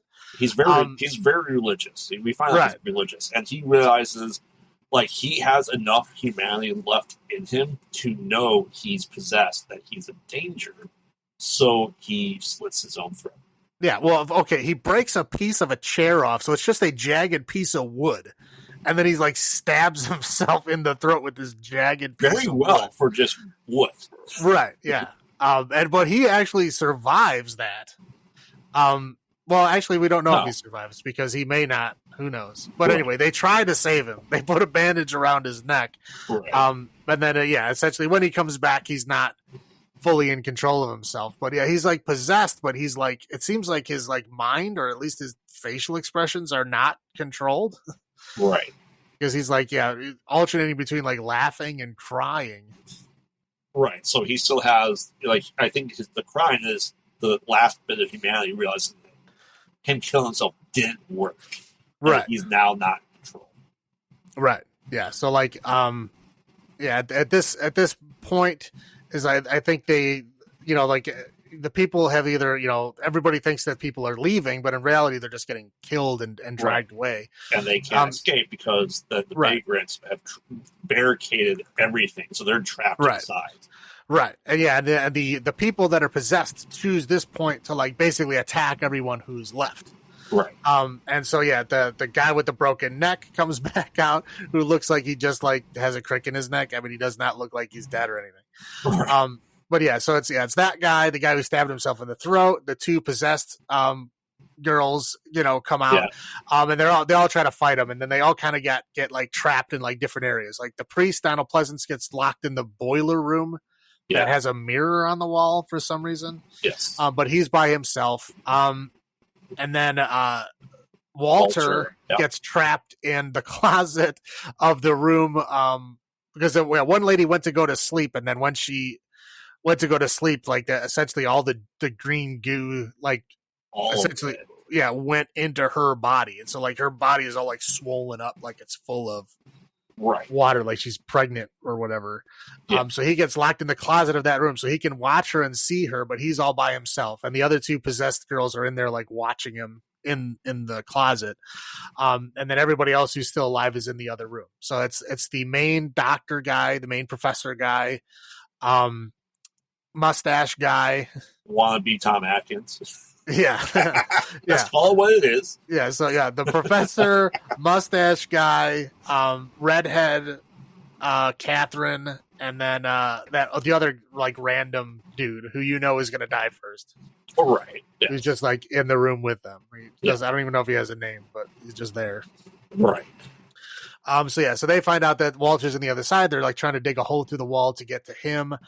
They're trying to like escape out through the window, and they basically get chased back up because the homeless people or the street schizos are out there, so they can't get out. Right. And they're essentially just trying to figure out what's going on. There's an odd scene where the dude that stabbed himself in the neck goes into the room that the priest is at and just like stares at himself in the mirror for it feels like an hour. Yes. Just like alternating between like crying and giggling and like just over and over. Yeah. And as time goes by, like Walter is watching this lady on the bed who is filled up with the green goo. She like basically absorbs the green goo and then kind of like melts. I mean, she, like her face like becomes all like melty and bloody and everything. She still maintains like human form, but like burned by acid. Like her whole body was like burned by acid or something. It looks not good.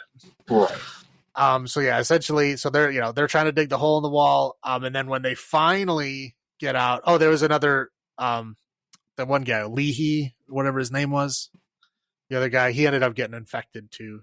Right. But he got infected as they were all running into a room. So he's out in the hallway anyway. Yeah. So basically they're all kind of trapped in there until this lady wakes up, the acid burned lady wakes up. And then she kind of controls the two possessed ladies to go break the dude out of the closet. Yeah. And she's now has like psychokinesis powers that can like move things with her mind. So she like breaks the door with her mind. And then the other two are like trying to break through it the rest of the way. Yes.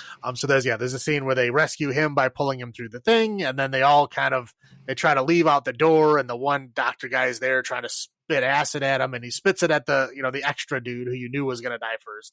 Yes. So he gets hit and dies. Mustache guy dodges the other shot. Yes. Skillfully. So they're kind of like fighting at this point. And then the acid burned lady goes in the room with the priest and the mirror on the wall. And essentially she opens up like a portal to another dimension, like through this mirror. Yes. And then like, sticks her arm in there and she ends up finding, whoever is in there, but she pulls out the hand and it's like, obviously the hand of like Satan. It's like your typical like red skinned hoof looking claw hand thing. Yeah, absolutely. Yeah. So all it's the like while Donald Pleasance is just standing, like sitting there, like cowering. Yeah, he's like praying loud enough where we can hear him, but somehow no one else can hear him. Right, but he's still doing nothing. Yeah, right. Yeah, so yeah, he comes out and he tries like, reciting some prayers at her, and she just like psychokinesisly moves the boiler closer to him. Right. But that's it. Like they kind of play it off like he's trapped there, but I mean, he didn't get hurt or touched or anything. He just like, yeah. whatever. So she's pulling out the Satan's hand or whatever. They finally manage to get out the door. So it's Mustache Guy, the professor, and the redhead Catherine. Yep.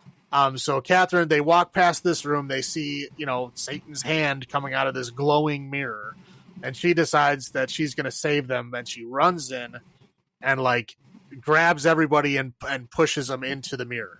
Right. And then the priest, wakes up and says some weird prayer and then throws his axe at the mirror. Yes. Right. Oh, I forgot. Before that point, he tried attacking her with the axe. He chopped off her arm, and it just immediately grew back. Yep. And then he chopped off her head, and then she just put it back on. So so that's why he just didn't do anything else. But yeah, after they all jumped through the mirror, then he threw the axe at it and smashed it, and then so essentially they're all trapped in this other dimension where Satan is or whatever. And we see Catherine trying to, she would reach out to the other side of the mirror before it closes, but obviously doesn't. Right. Yeah, so they're all trapped in this other water dimension that they were in. Instead of the upside down, the sideways. Right. Yeah. So then they go back to the dream that everyone was forced to have. Where it's very clearly, clearer now. It says that, we're broadcasting this into your unconscious mind because we don't have the technology to transmit it to your conscious mind. There's something's going to happen. We're transmitting this from the year 1999. Try to see if you can do something to stop it or whatever. Yeah. And then it just shows the front of the church, and then out of the front door comes Catherine. And they say that they're transmitting this from 1999. So in this past, it would have been 12 years in the future. Correct. And then it just kind of ends. I mean, I think the last scene is Mustache Man reaching into the mirror. Right. Well, he's going to touch the mirror. Yeah, but he keeps slowly moving he's moving his arm closer to the mirror, but moving his fingers farther away. So it looks like he's getting closer, but he's really not. And then before he's about to touch it, it cuts. Yeah. So it's again a very open-ended, correct ending. So where you don't actually know what the end is. Right. First thoughts. I know we discussed off this, but you haven't watched this until this, right? This year. I haven't watched it until recently. I mean, it was before this, but it was not very long before this. It was a few months ago.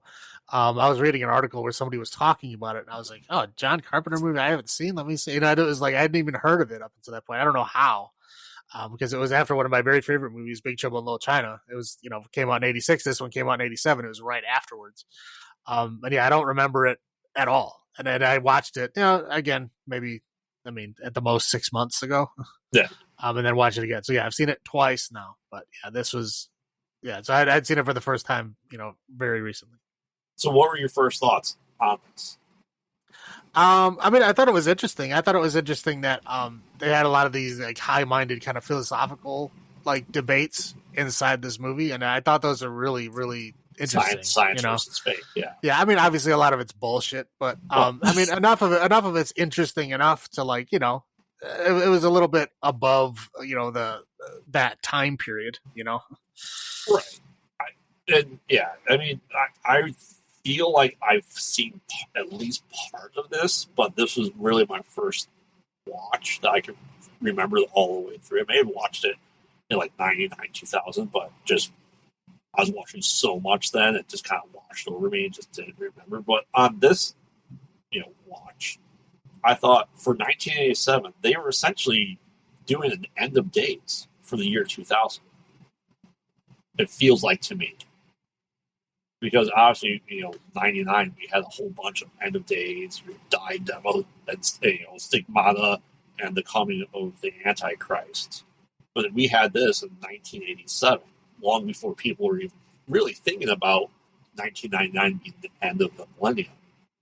And, the stuff, the religious stuff that we actually got in 99. So I thought that was pretty interesting. And the philosophy, philosophy debates. I like discussing science versus religion with people that are willing to discuss it. Yeah, I mean, again, and Rational. that's a hard thing to find. I mean, Right. I enjoy it a great deal too, but again, you have to find someone who is even tempered enough to not get upset. Right. On both sides. To be fair, on both sides. Yes. Because a lot of people, they just get upset. And they just start repeating the same thing, and they won't actually engage in conversation. They just want to preach to you. And again, both sides. I'm not saying one or the other. I'm saying both sides are the same way sometimes. Right. So yeah, it's hard to get both sides even tempered enough to where want to discuss it. And it seemed like they had a theoretical physicist professor and a priest go on tour to lecture and talk. I know a lot of colleges did that. I know what one college by me did that, and it was really interesting.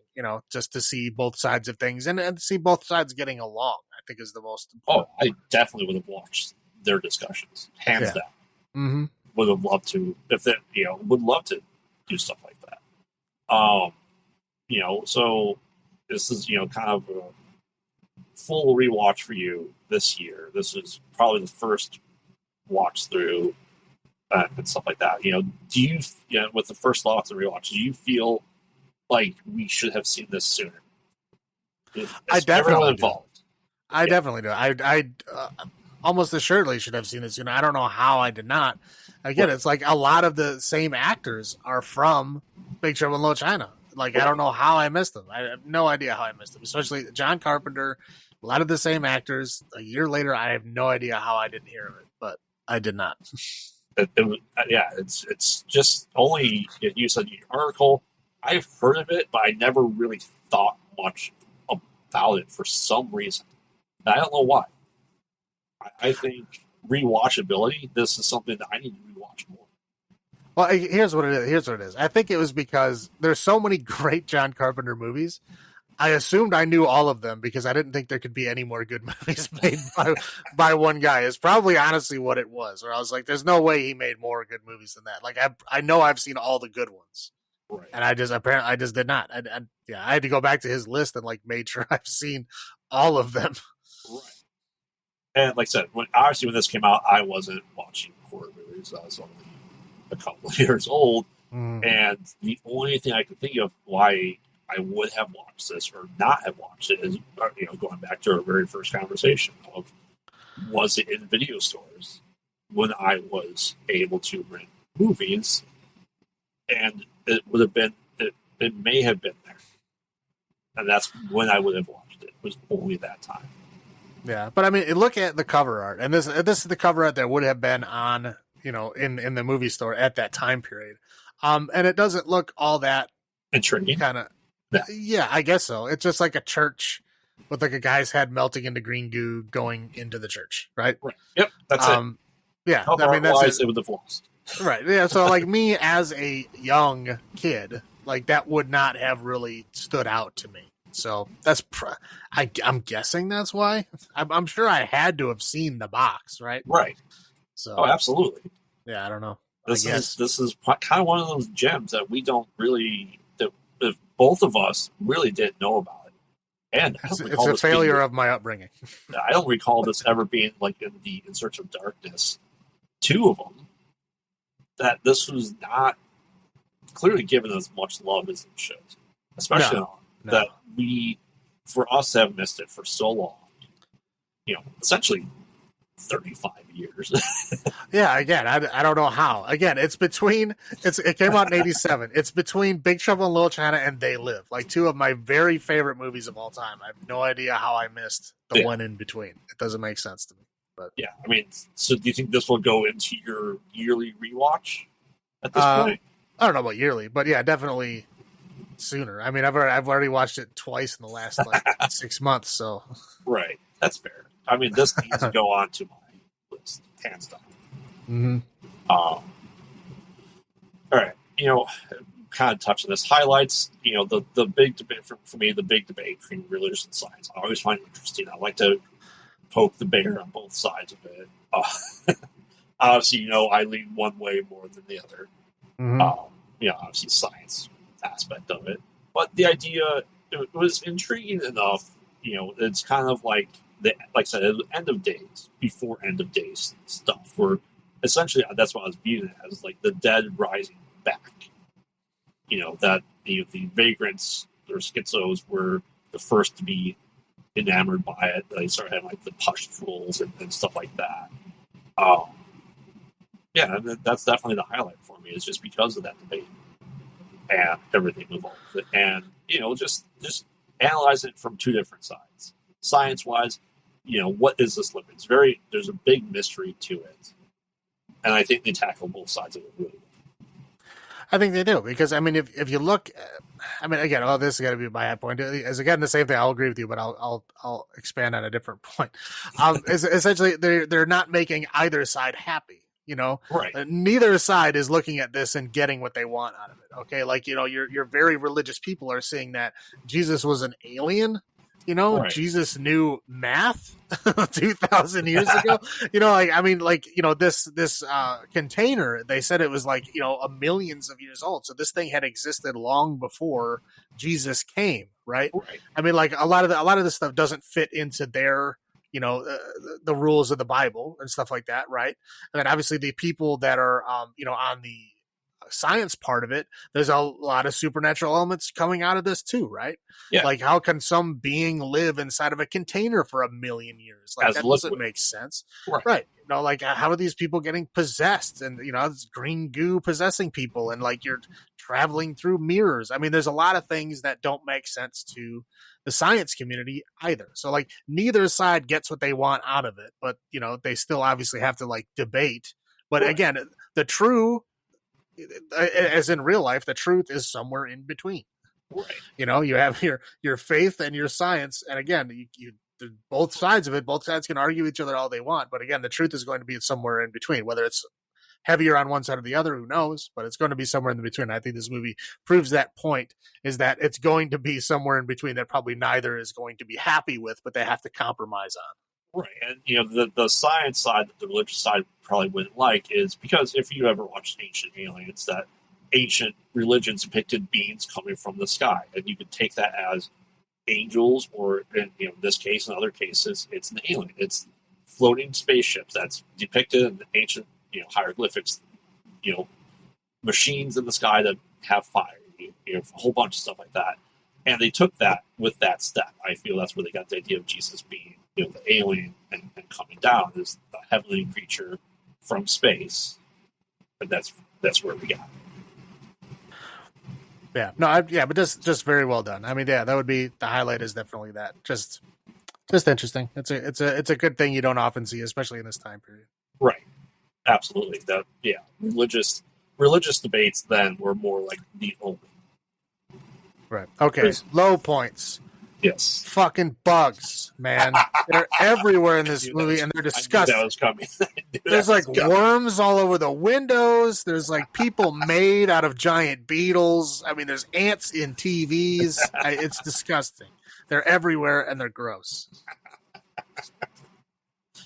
I knew that was coming. When I was watching it, I'm like, oh, I know what his low point's going to be for this.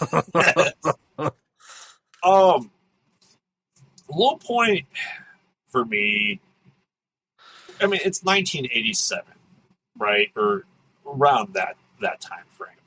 Mm-hmm. The amount of calculations that they were able to do on these computers, how fast Donald Pleasance was able to type on the typewriter, I'm like, okay, something's not right here. Like, it was very... I think that typewriter that I don't think he was typing. I think it was automatically typing. I think, because I know what scene you're talking about. I was thinking the same thing. I'm like, his hands aren't even moving. Yes. I think it was like an automatic typewriter that was like, I don't know, like a fax machine type thing or something. Well, because like all of a sudden he's like underlined. I'm like, we grew up with typewriters, right? I typed papers on typewriters growing up. I didn't have a computer in 1991 having to do this shit. No, yeah, I remember when I had to write a term paper for school, my mom had to borrow a typewriter from her work and bring it home. Like, you know how hard it was? You know how hard it was to underline something on that typewriter that he underlined while typing? No, doesn't happen. Sorry, that typewriter doesn't exist. You had to go back, adjust the page, and then do the underline as a separate line. Again, I'm pretty sure that was like some kind of weird like fax precursor to where it was like typing out something that was being sent from somewhere else, like a telegram or something. Yeah, I mean, it would be a very huge oversight if he was like supposed to be typing that, because his hands were not moving and he was just staring at the typewriter. It was just printing shit out. Right. It looked like a dot matrix fax machine. Right. That, and then the little point is, once again, Donald Pleasance continues acting like he doesn't want to be there. Well, yeah. Donald Pleasance, again, he's a better priest than he is a child psychologist. I'll give him that, because at least he seems to like know prayers and stuff, right? So he like did something. I mean, he did try to do something, but it seemed like he gave up before the thing even started. Like he seemed like defeated before anything even started happening. Like he was just. Maybe he was just depressed in life or something. That's entirely possible. I mean, dude, you're a priest that gets dropped off at a church in a limo, man. I mean, your life is not all that bad. Cheer up a little bit. Right. Okay.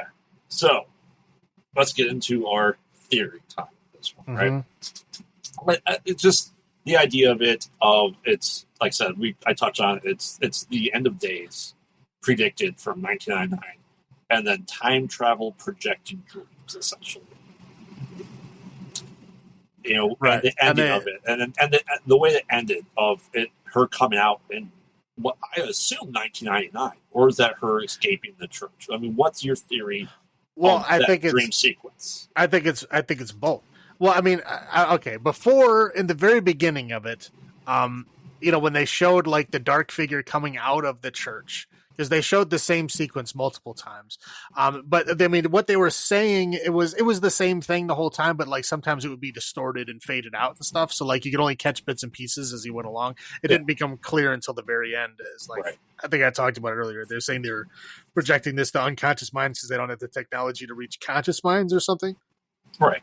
Anyway, but earlier in the movie, there was a figure that was coming out of the front of the building, and it was very clearly like a guy wearing like a weird cape. Yes. And it kind of it looked like the guy from Manos, the Hands of Fate. You know, the bad guy with the hands on his cloak. It looked like that guy. But at the very end, it's clearly shown as the redhead Catherine, right? Yes. So I mean, obviously, if they're sending this back in time, right, to try to, warn people, prevent it. So yeah, if you're trying to warn people or prevent the thing from happening, so they showed her coming out of the church, which would mean to me that that's like the source of the bad thing that they need to prevent. Right. Right. So my guess is that in the water dimension where she's hanging out with Satan and Melty Lady, she probably either, you know, got possessed and became one of those, or like became, you know, eventually convinced or brainwashed to be their avatar or something. Right. Yes. And they figured out how to come out, so they did. Now, do you think it was poorly discounted Tom Atkins that pulled her out to create the event that still happened when he was reaching towards the mirror? Well, okay, where he was doing his reaching towards the mirror, that was at his own house. Right. That wasn't at the church, and she came walking out of the church. I'm saying, did he do it, and that like, do you feel that sequence was 1999, or do you think it was 1987? I think it was 1987. You think it was 1987? I think he himself, I mean, they didn't show him going into the mirror, but my personal belief is that I think he went into there, and I think he had adventures. I think he had adventures in the water dimension of evil. Okay. And then he found her, and it took him that long to get her out, and that she came out in 1999. Whether he was with her or not, who knows, because they didn't show that far into the movie. But I think as a result of her coming out, he probably let out whatever else was also in there. Right. This is my made up story that I would, my headcanon of what I would believe that to happen based on the events that are there.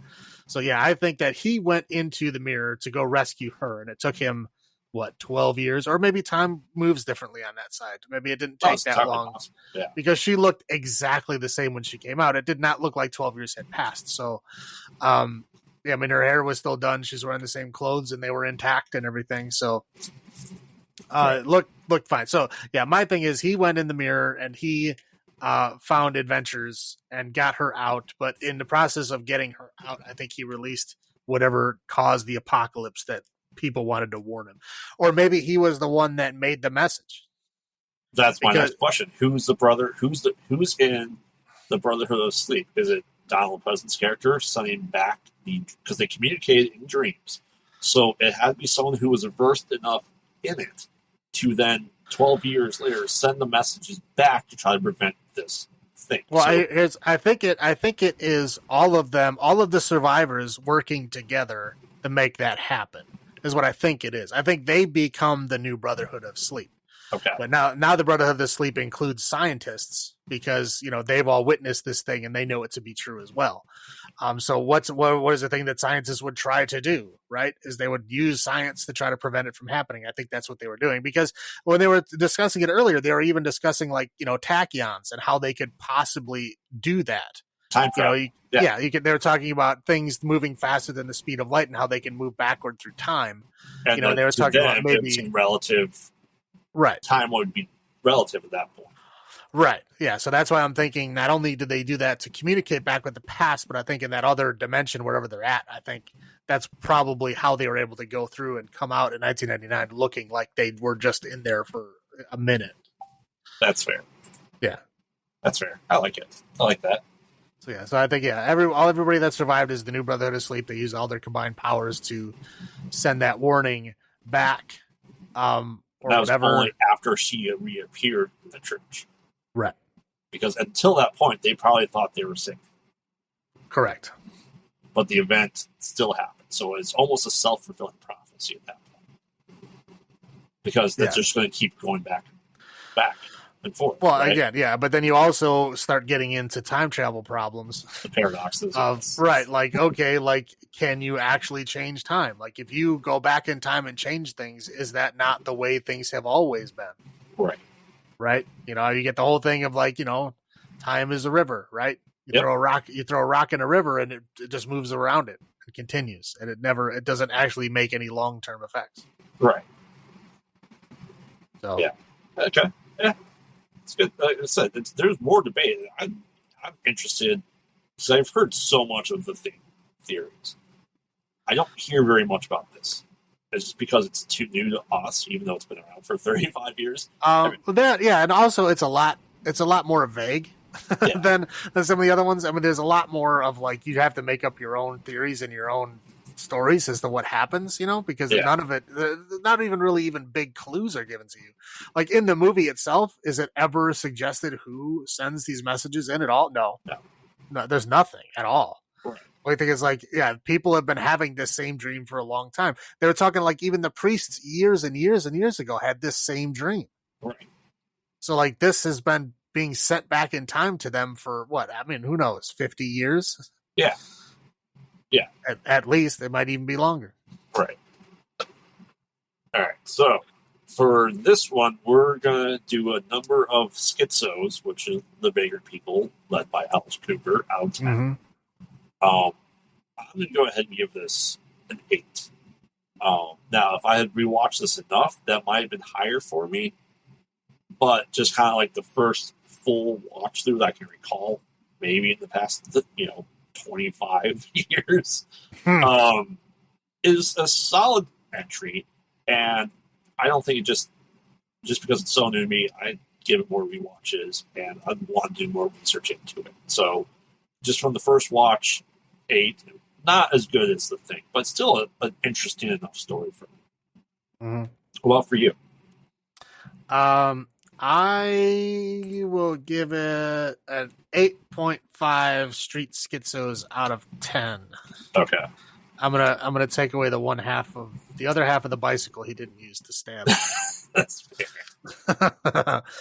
I mean, it's good. It's a great movie. Again, not as good as The Thing. But I mean, there's a lot of interesting things going for it. I mean, I'm watching it again the second time within just a few months, and I was still just as interested as I was the first time. So yeah, it's definitely well made, interesting. I mean, there's a lot of things that I was trying to see the second time to see if there's more hints about what the hell was with that dream, Right. And there really isn't. There really is nothing. I mean, they have, like I said, they have a conversation of how they could possibly have done it scientifically, but again, it was just theory. They were just tossing around ideas. They were trying to really figure it out. That was it. That's fair. Otherwise, there's nothing. And that doesn't have any effect on how it ends or anything. I mean, it's just there. It's like a red herring almost. But Right. yeah, no, it's fun. I like it. Okay. All right. So let's get into the final chapter of this. The J Cat. The J Cat, yes. Good old J Cat.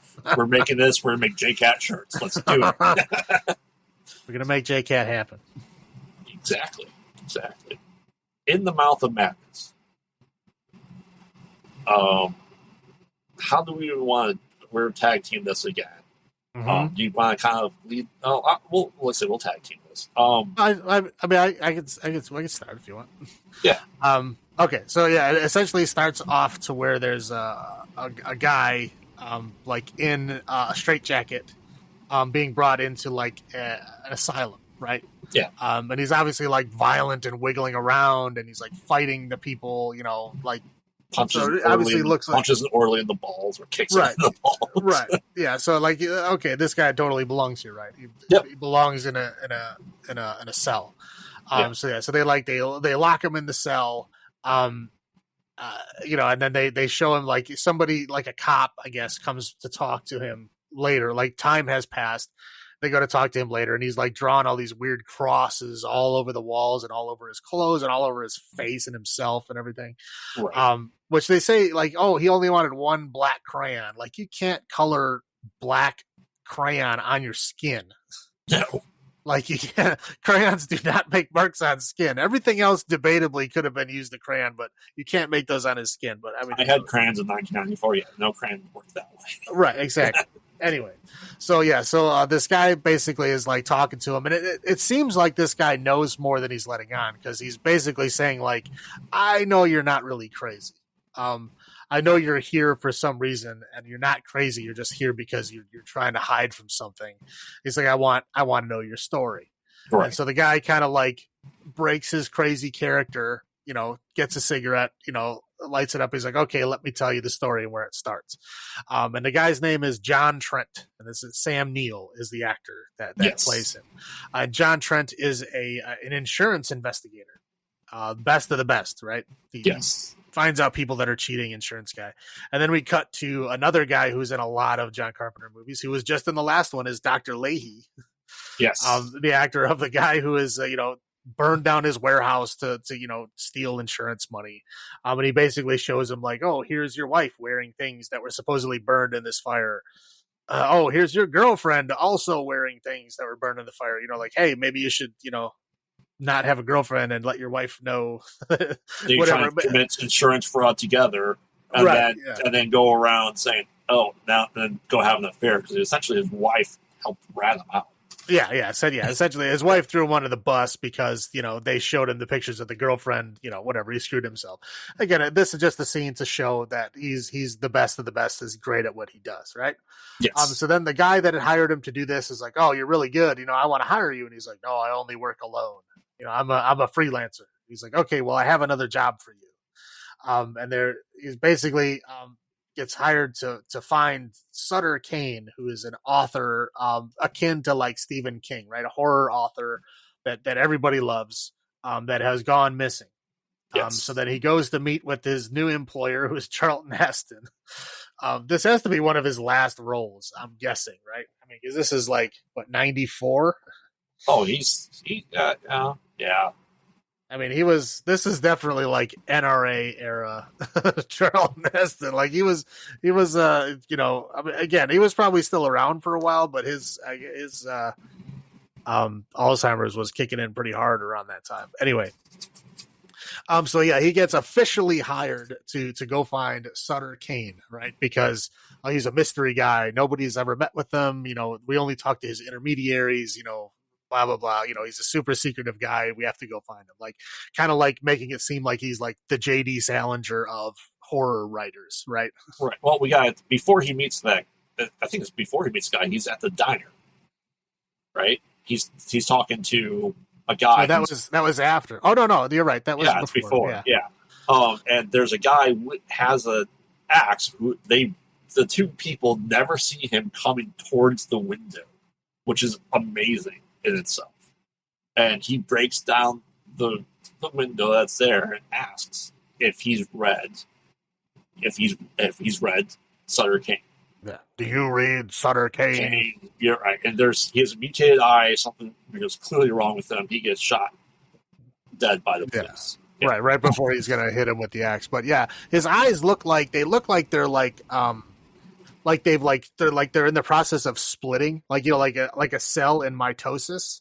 Right. They kind of look like they're doing that, and they're like just starting that process to like his eyes are kind of like weird, like eights almost like the pupils in Rick and Morty. Yeah, it was odd. But I was looking at it, I was like, I had to like pause it. I'm like, what the hell is up with his eyes? Like, there's obviously something wrong with him. Right. But I just wanted to see what was wrong with him. But yeah, that's what I could see. It looks like they were like cell mitosis splitting, whatever. Right. So then that was right before, and because then they said like, oh, so who's your intermediary? And he's like, oh, is his agent? And he's like, oh, well, let me talk to his agent. And he's like, you already talked to him. And he's like, what do you mean? And he's like, that was the guy with the axe. He's like, that's his agent?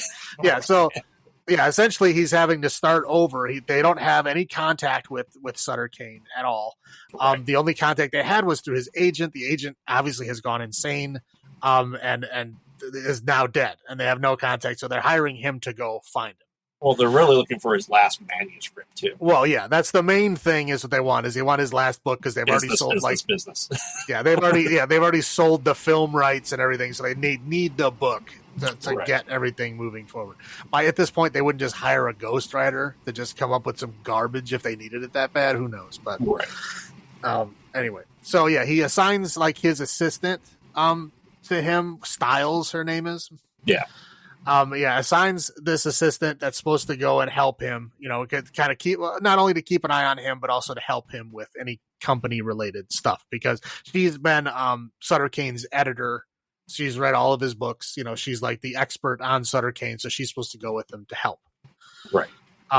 So they go off to figure it out. So of course he goes to the bookstore and buys all of his books. Yep. And seemingly reads all of them in one night. They were short. They were skinny books. Okay, dude. That would be like, they were at least like 300, 350 page books, right? Yeah. Like how many, there was at least 6? He read 6 300 page books in one night. Obviously later on they show like, okay, he didn't remember everything. So he probably like speed read them or like skimmed them or something, but like the first sentence or two from each paragraph. Right. But it's ridiculous. Anyway. So like, as he's, staring at the covers of these books, he sees like this, kind of pattern. Red lines, and it's, so he cuts out this pattern and he puts them all together and he sees that it makes the state of New Hampshire. And it actually marks out this little red dot of a town called Hobbs End, which is like this fictional town in their world. And it's essentially the Castle Rock in Stephen King's world. Yes. Right. Yeah. So the Castle Rock is the Hobbs End to Sutter Kane. Yes. There's very, very strong alliteration. So they even mentioned him being better than Stephen King. Yes. They do mention Stephen King by name. Yes. Yes. Which is brazen. Let's face it. Yes, it is. But Stephen King probably loved it, to be honest. But anyway, so he's like, this is where Hobbs End's supposed to be, and they're like, well, Hobbs End doesn't actually exist. He's like, oh, trust me, it'll be there. There's a lot of towns that aren't on any map. Blah blah, whatever. It's New Hampshire, to be fair. How many towns are there? 3. It's the live free or die state, that has government sponsored liquor stores. Exactly. Exactly. It's the only thing I remember from New Hampshire. I've been there once. And so anyway, so they did all this. They jump in the car and they decide to take this road trip to this place, right? And they're taking this road trip, and on the way there, they have this like bizarre vision of like a kid like riding a bike down the street. Yes. With like playing cards in the bike. And then like later on, like all of a sudden now he's like an old man. He's a hag. On the same bike. Like, it's like bizarrely weird. And then later on, so they switch. So she's driving, and then the guy comes out again, and this time she hits him with the car. And they get out, and the guy just like gets up and leaves. He's like, I can't. It won't let me leave. Yeah, whatever. Yeah, weird things are starting to happen now. They get back in the car, and they get like weirdly it seems like they're both asleep at the time, and they get kind of like In a transported, tunnel. transported through like one of those old covered bridges, and all of a sudden now they're in a town, and it's very clearly with a sign that said Hobbs End, and it's got, it's like a quaint little like small town downtown area. Right. And then the reverse Halloween, whereas nighttime, all of a sudden they go through this short bridge after they go through it, and then stay. Right. So they're like, okay, this is interesting, and they're looking around, and like they, she's like clearly remembering things, right? That like this is like from the stuff that he wrote, like at this point they're assuming that this is the town that he based all his stuff on, right? So they go to the hospital, they go to the hotel, and they go to check in, and it's like the lady that was in the story, and even John Trent knows this lady because it's like one of the famous people in his stories, right? Mrs. Pickman, yeah, Mrs. Pickman, the guy who chopped up her husband or whatever, right? Right. So they go to check in. There's already weird stuff starting to happen. There's a weird painting behind them that like keeps changing and moving. Like there's two people in the painting, and they keep like moving positions and stuff like that. Creepy things are happening. They check in. Essentially, he's trying to say like, oh, it can't be the same place because like if I look out this window, I should see the church, and I don't see the church. So we're looking east. She's like, you weren't looking the right way. And they open up the window, and it's the church. Which I don't understand how he would know about the church, because the church was supposed to be in the new book. Right. So the church was in the new book that she only read the first couple of chapters of because he's the editor, but he didn't have access to those. So how would he know about it? Right. And he starts to lead suspicion like this is all like a big publicity stunt. Right. Yeah. To be fair, I mean, that makes probably the most sense at this point. Right. Is like, make a fake town and then bring a guy in that's the most skeptical of skeptical people to say it's real, Right. Yes. So yeah, this is what he's assuming at this point in time. Yeah. So essentially they're going out in the town to like look around to find out if they can find Sutter Kane, or to find out where he went or what's going on, blah blah blah. So they look around in the town, and they end up at the church, the black church with the gold onion tops or whatever however they describe it. So they go up to this like creepy weird church, and there's like a bunch of people like going into the parking lot, and she's like, oh, they got guns, we need to get out of here. And he's like, why? Like, why can't we just go in the church? She's like, we got to get away. So they go and they hide in like the bushes, and like all these people with guns come out, and they're like, Kane, like Sutter Kane, come on out, like give us our kids back. Yes. or something. And they're like, what? And so the door opens, and there's a kid, and the doors open and close like, I don't know, like 12 times. They just like, they keep opening and closing over and over and over again. Cool. And then finally they open up one time, and Sutter Kane himself is standing there. And so, the kid doesn't come out. Sutter Kane doesn't come out. Essentially, it just nothing happens as a result of this scene, in order only to show that Sutter Kane is indeed in this town, and he's in that church. Right. Well, I think they also realize that in the book, the kids are the first ones to be affected. Right. Yeah. There's some kind of like ancient evil coming from the church. Right. And it takes over the children first. And they have like a scene of like these children like chasing the dog. Yes. And the children are starting to become like weirdly like deformed-ish. They were deforming it almost into Cenobite-ish twists. And stuff like that. Yeah. They were kind of weird. At one point, I think they even don't they like kind of threaten them or something? Yeah, They're obviously not nice children. Correct. The poor dog. They're chasing the poor dog. Yep. So they essentially like go back to their hotel to kind of like regroup and figure out like, okay, like Sutter Kane is here, but like somehow we're like inside of a story or something, and they're trying to figure out what to do. Sam Neill at this point just wants to leave. Like he just doesn't want to be a part of this. He's like, this is stupid. I don't want to be a part of this. It's all just a stunt. Yeah. Yeah. Stiles immediately goes to like try to seduce him to try to keep him there. Right. Which works. Well, we forgot. She confronts Kane, and they like make out and start getting mutated. Blah blah blah. We find out his book, the final book, the manuscript, is called "In the Mouth of Madness." Right. Roll credits. Yeah. Story over. Come on home. Right. But yeah, so he wants to leave. She's seducing him, saying, "Hey, don't do this." That he eventually goes through the town. He's talking about he's going to the bar, right? Was that where you're going? Right. Yeah. Yeah. Then he goes to the bar and he sees the guy that was, the leader of the guys trying to get their kids back, who was Vigo the Carpathian. Yes. And they're kind of sort of talking about it. Like, he knows Sutter Kane. He knows he's there. He knows what the story is. He also kind of knows that he's in the story. Right. He can't leave as well. Right. Yeah. He can't leave. He can't do anything. The only thing he can do is sit there and drink, because that's what he's supposed to do at that time. Right. Yeah. So Sam Neill eventually at this point is like, oh, okay. We need to get out of here. Yeah. Again.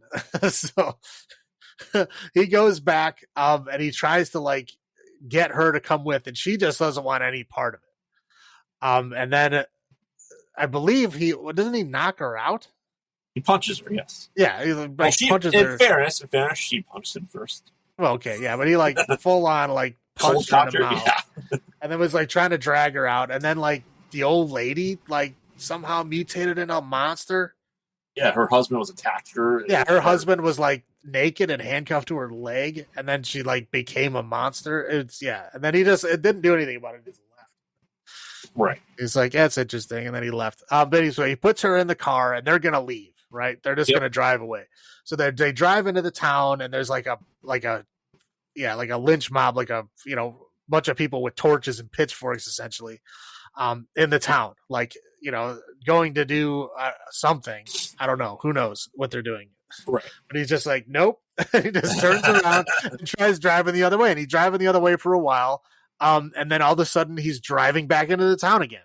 He's like, what the hell? Yeah, the yellow lines, the double lines that he's driving to on the highway flashes orange, and then all of a sudden, next thing you know, he's driving back into the lynch mob. Right. Yeah, so he repeats that 3-4 times? Yes. And funny enough, they don't reuse the same footage. He backs up differently every time. Right. Yeah. So yeah, he's he does that 3-4 times until he finally decides whatever, I'm just going to drive through these people. Right. So he tries driving through them. They all pretty much get out of the way, but then he ends up swerving at the end and crashes into another car. And then they kind of blacks out. Yeah, because Linda was in the street.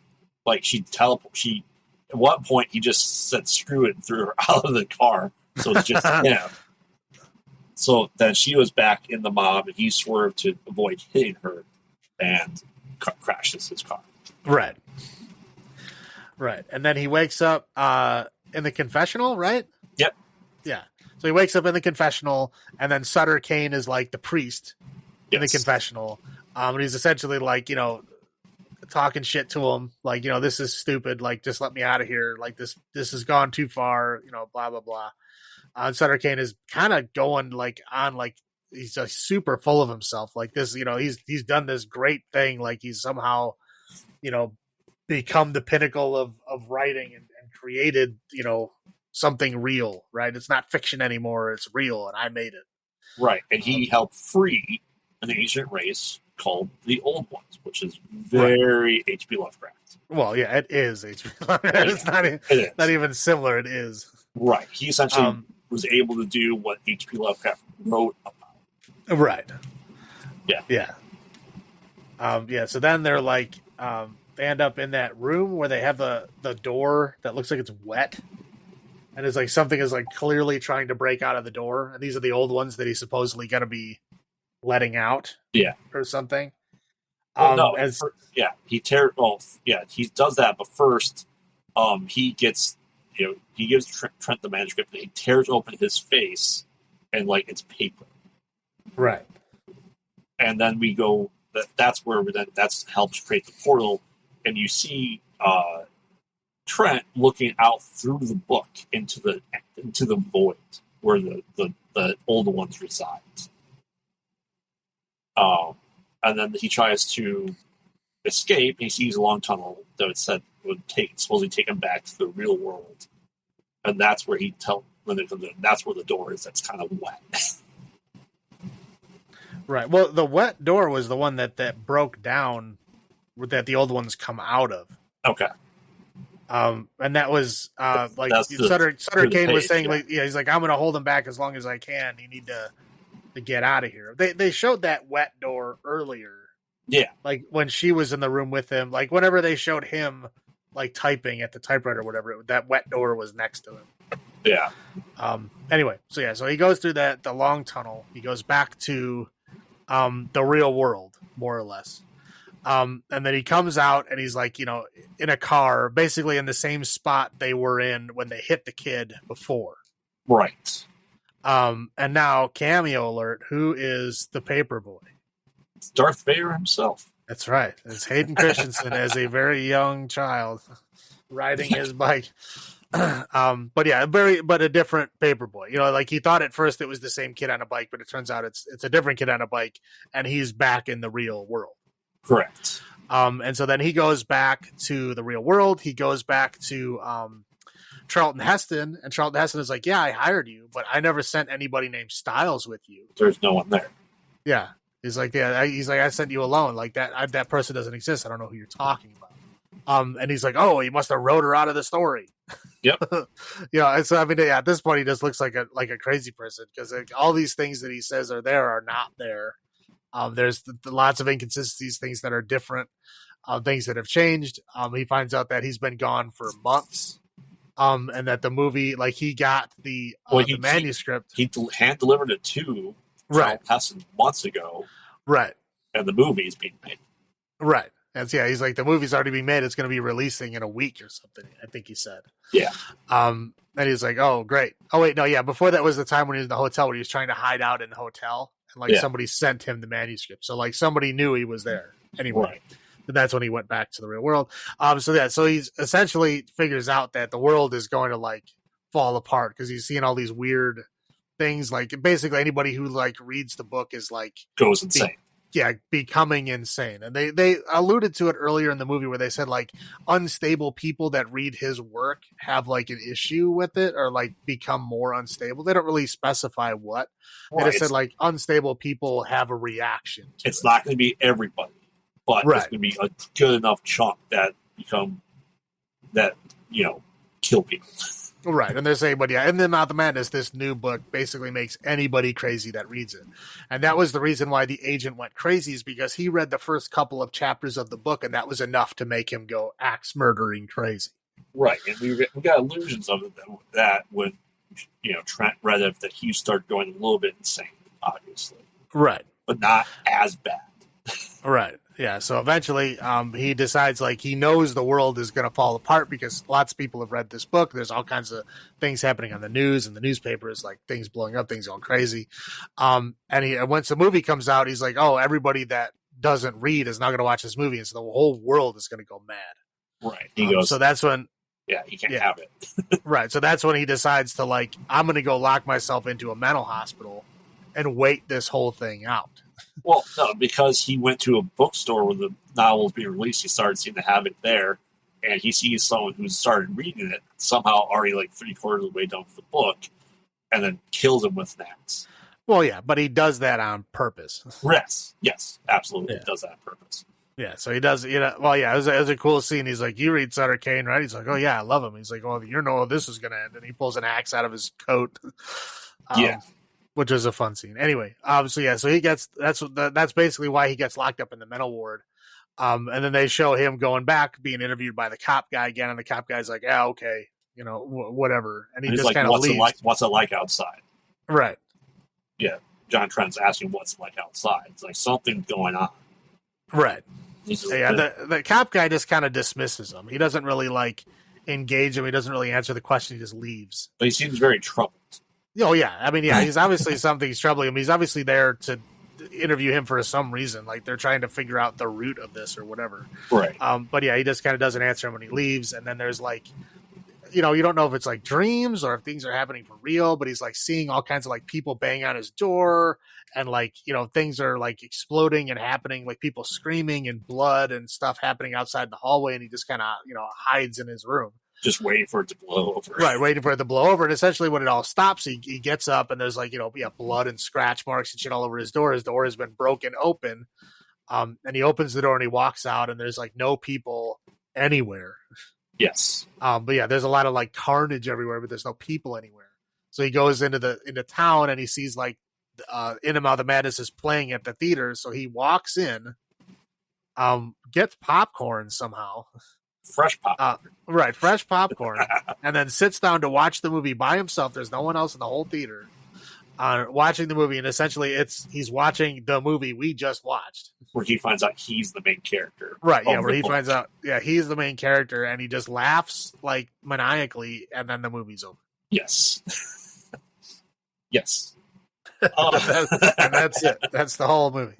Yeah. So let's get your first thoughts about this. I know you've seen this before. I saw it right when it first came out. And this was high school time. I mean, I don't know. I was probably high when I watched it. I mean, fits the time period. But I mean, I remember it being a lot crazier than it is.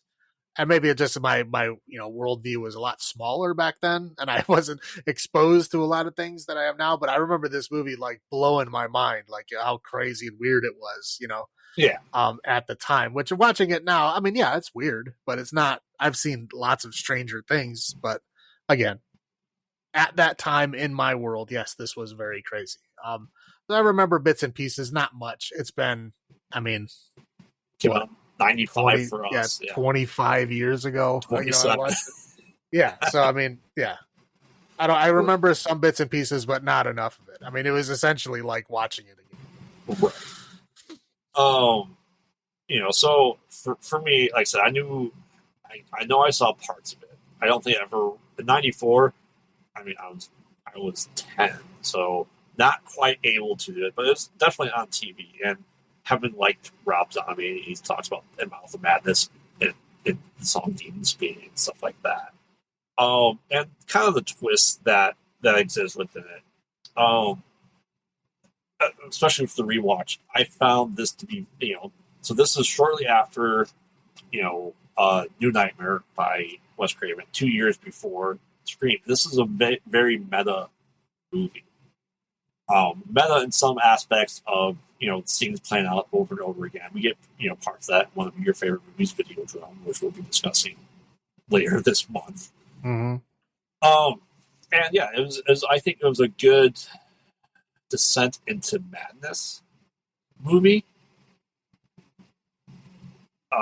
For the first thought rewatch is something definitely that I need to rewatch more often because there's stuff I missed. I know I missed.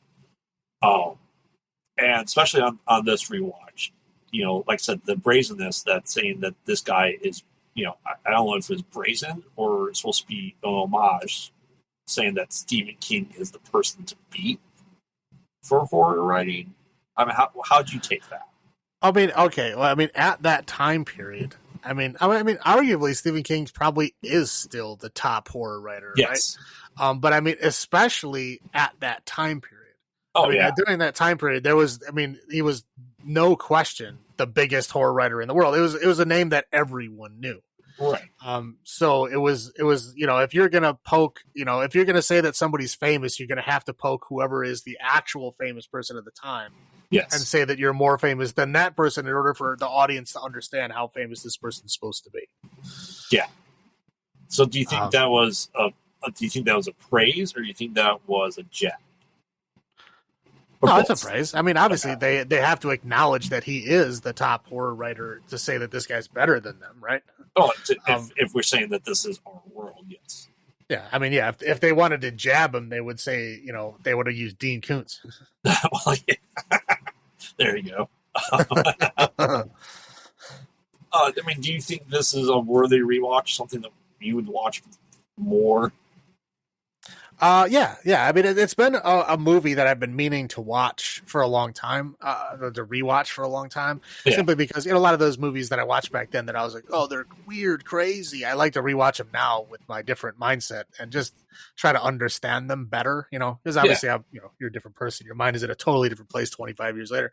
And I like to rewatch some of those. Sometimes it burns me because movies that I have fond recollections of, I find out that I hate, because they're just terrible, and I would like to hold on to those good memories I had rather than the new ones I have. But, a movie like this has been on my list for a while, but, it's been in the back of my mind, hasn't been on the forefront. So, right. I mean, this was a good reason. I mean, we use, let's face it, the company's movies as just an excuse to rewatch them for this. Yeah. No, like I said, the thing I rewatch all the time. Like I said, I rewatch it at least once a year. I rewatched it, just a couple months ago on Laserdisc. I was working on something in the area of my Laserdisc player, and I just put it on in the background. I mean, I was doing other things, obviously, but it was on. Right.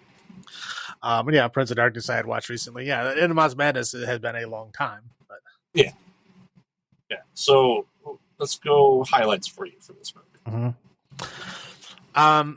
Highlights of it. I mean, I really like the idea of it. Like the cool of fiction coming to life kind of thing. Yeah. I like that idea. I mean, it's not the first time it's been done, but it was interesting. Especially since I'm I like horror books. I like Stephen King books, and it's fun to I mean, obviously it's not Stephen King, but it is Stephen King at the same time. It's nice to see that kind of like that fiction come to reality type of thing. Obviously, this is way before Castle Rock, which was kind of the same sort of thing, where it's like a fictionalized world coming to life, more or less. Right.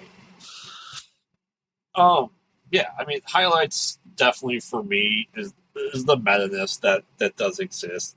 That this could be a thing. Like, I feel like the idea of, because I just watched something from the Cabinet of Curiosities, which is someone looking at paintings that are so disturbing that drove you insane, and they probably got the idea from this movie Mouth of Madness. That there's always been that thing, like with horror writing and stuff like that, even with Lovecraft and Poe, that these things were so insane that it would warp someone's mind to a point of insanity. Like, I feel like there's always been an idea of how dark you can get before you start driving people insane. Yeah, I mean, Poe and Lovecraft both had the same thing in their writings, where certain things, people would experience them and just go crazy for having witnessed them. Right. Yeah. Right. I think this was a good love letter to both Poe and Lovecraft. Yeah, definitely. Lovecraft. Yeah, I mean, Lovecraft more so, because they literally had elements of his work in here.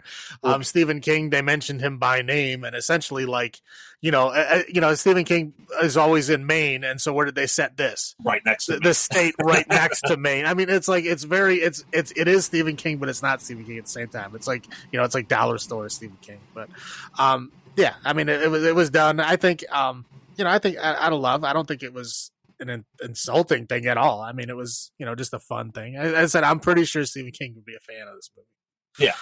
Yeah. So like I said, it was a good love letter. A John Carpenter love letter. Correct. Acknowledging those that came before him, realistically. Right. Well, I'm sure that Carpenter and Stephen King have had a lot of conversations. Well, I mean, John Carpenter did Christine, which was right. I'm saying, I'm sure they had a relationship before this point, and I'm sure he was totally on board with it. So, do you think there's ever a possibility of it actually have been Stephen King in the long run, and then he didn't want to do it instead of creating a new character?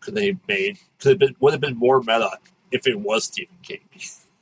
It would have been. It's kind of funny because in Stephen King's book, like in The Dark Tower, in the later books, he becomes a character in his own story. Right. So he's obviously a fan of meta stories. Right. So yeah, I mean, maybe there was an issue with maybe his agent or a publishing company wouldn't let it happen or something. I mean, maybe something like that, or maybe it was too much red tape.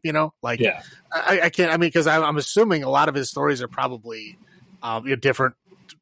Publishing houses have rights to different books and stuff. Only been 20 years at that point. Yeah, that's what I'm saying. To try to get all the rights to all that stuff. I mean, things like that. I mean, with Stephen King, I can see that being difficult. Even if Stephen King himself wanted to do it, there's still a lot of red tape to go through. Yeah. I mean, John Carpenter, I mean, I think he's an amazing, fantastic filmmaker, but he doesn't make a ton of money. Right. And I don't think it made enough money for them to deal with all that red tape, which is I think they just went like the dollar store version and just made an obvious parody of Stephen King.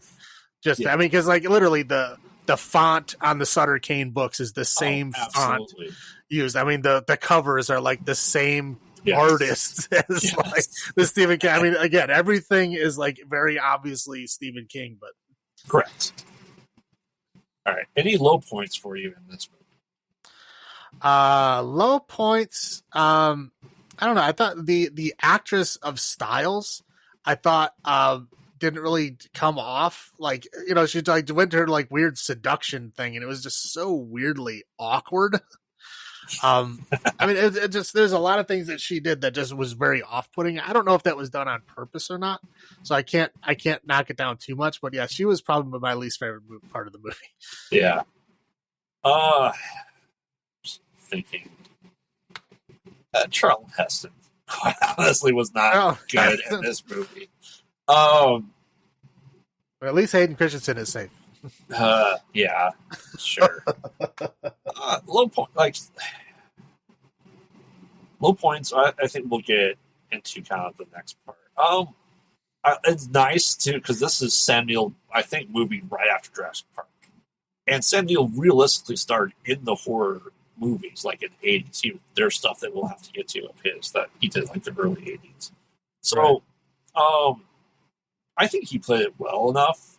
Yeah, Styles though, I don't know. Yeah, I'd go with that as a low point. I don't know if this is because the idea is that's how she is written, including that Sutter Kane doesn't know how to write romantic stuff. Maybe, maybe that's what it is. But yeah, I agree. That's a low point. Or how Sam Neill said the word amateur is also a low point for me because he said amateur. I'm like, okay, that's not how you say it, Sam Neill. Well, he's Australian, all right. I know. It was just like it was very obvious. Like you think somebody would like that's not how an American says amateur. Correct. But no, yeah, they left that one in, which I thought was funny. All right, so theory time. Yeah. We're calling this. I call it Stranger Than Fiction. Was it all a book? Is John Trent insane or sane? How did you take this? Because there's like two different endings essentially. Like once you find out he's in the book, do you feel like he was in the book? Do you feel it was real world?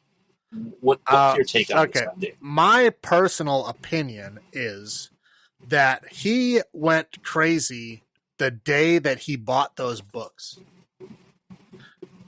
The day that he bought those books, the day that he read those books, that's where he went crazy.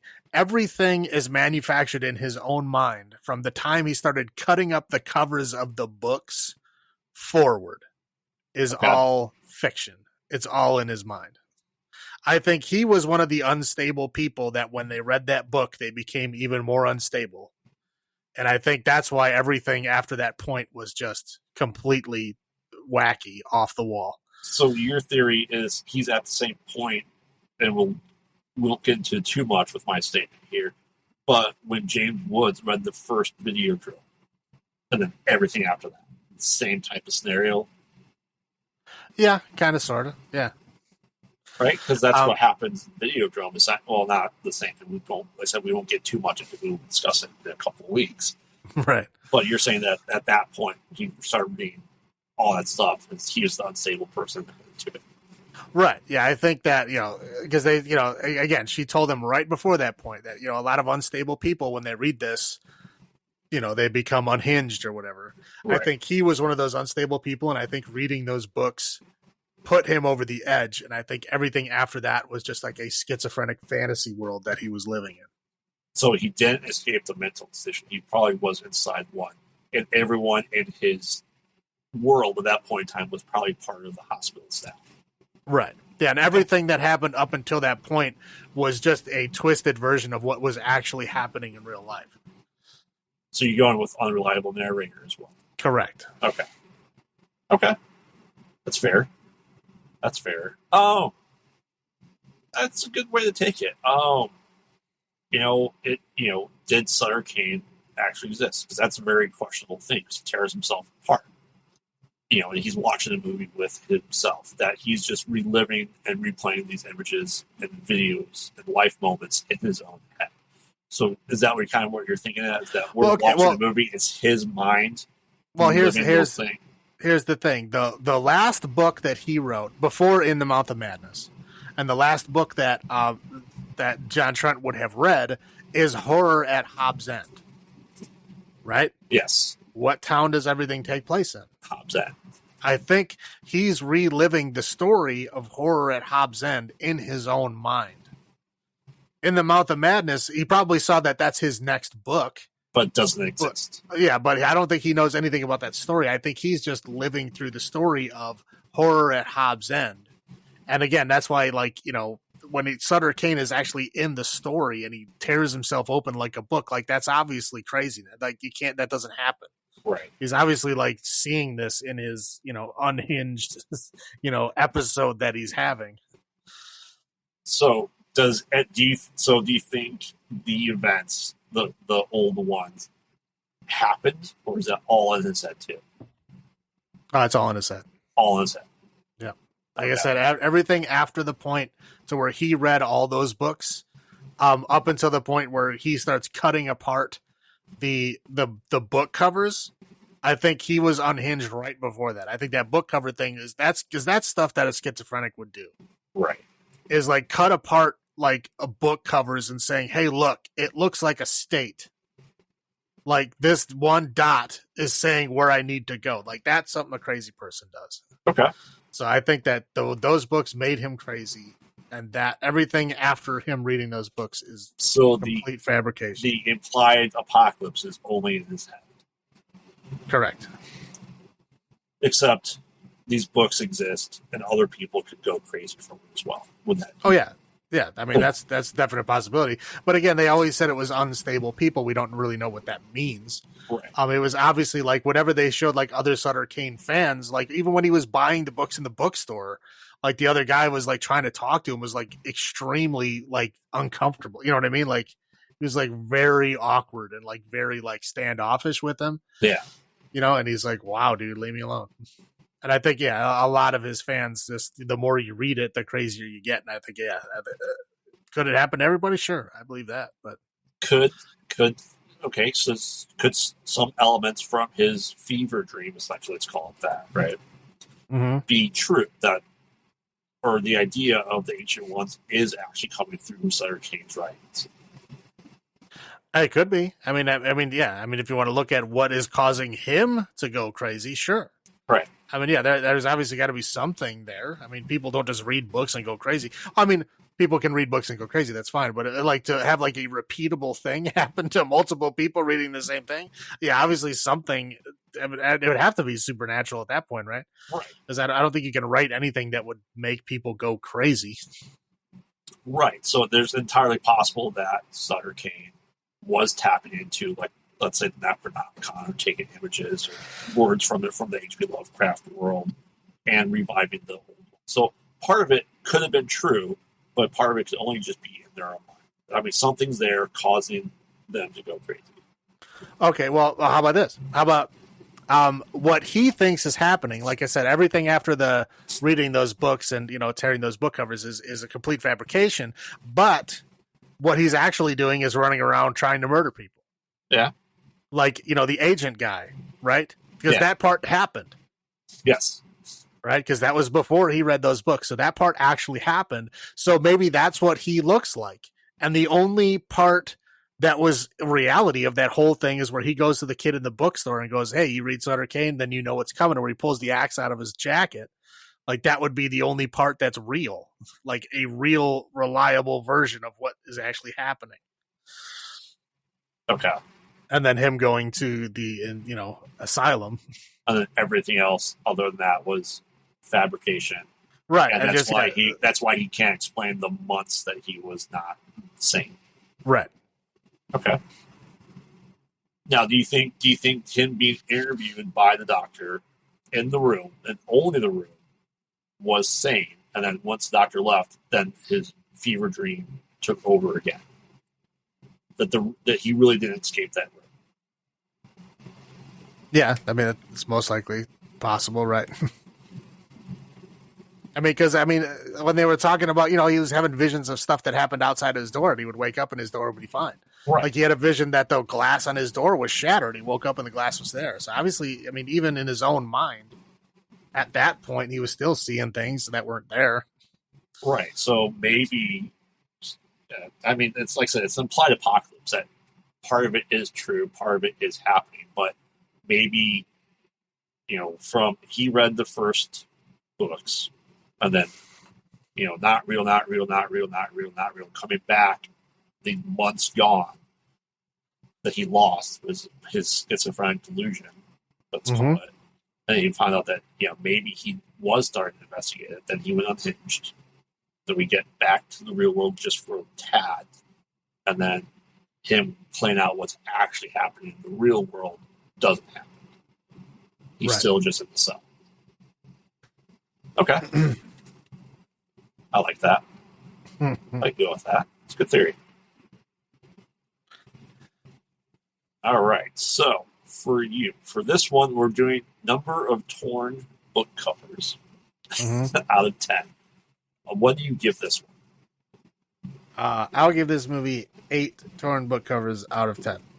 8? Yeah, it's very well done. I mean, it's on, it's akin to Prince of Darkness. I believe, it's not quite as good at Prince of Darkness. That's why it's only 0.5 underneath, but it's still a very good story. I like it.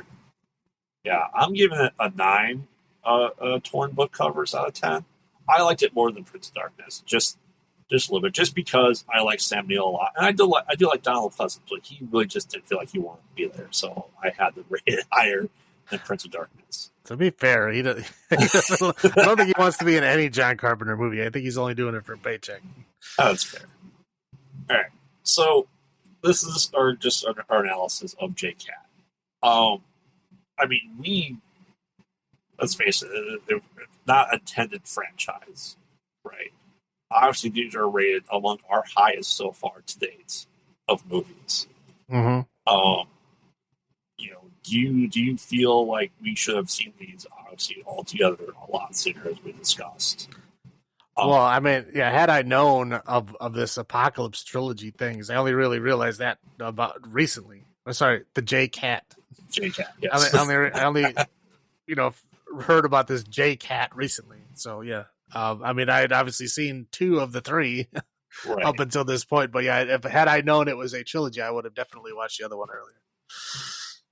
Okay, I mean, it's not a real trilogy, you know what I'm saying? Right. It's dubbed the trilogy, and people are seeing parallels because and honestly, we could take these 3 stories and call them Halloween. I'd almost say Mouth of Madness would be a Halloween movie kind of dish too, or Prince of Darkness. And the John Carpenter anthology could have been good stories for the anthology series. They got on. But do you feel like, especially with how meta Mouth of Madness was, that we kind of get these stories into King's books, right? That we have The Stand, we have Settler, that we kind of end on this open-ended question about what the world is, and very apocalyptic in there. I know these were never his intention to do that, but do you think it's just fans trying to see this world built together? Could we say that these are all in the same world? I mean, technically they could all be in the same world, but it would have to be like the Thing would have not hit civilization, because if 1994 people are still around, so the Thing had not hit population, at least not at that point in time. The Apocalypse, well, I mean, I guess the Prince of Darkness Apocalypse could technically exist in the same world, because that apocalypse or whatever event happens doesn't happen until 1999. Right. So we still have 5 years later after In the Mouth of Madness before it would happen. Right. So yeah, I mean, they technically could. As long as the Thing didn't hit civilization, they could all technically exist in the same world. Yeah. Would it be better or worse or indifferent if they were all tied together, actually tied together? I mean, I don't think it matters, because it's not like they have any cross, interaction with each other or anything. I mean, do they have any actors in common other than that Dr. Leahy becoming a warehouse salesman guy? Right. I think they don't really have any Overlap. crossover, do they? Yeah. No, they don't. Okay.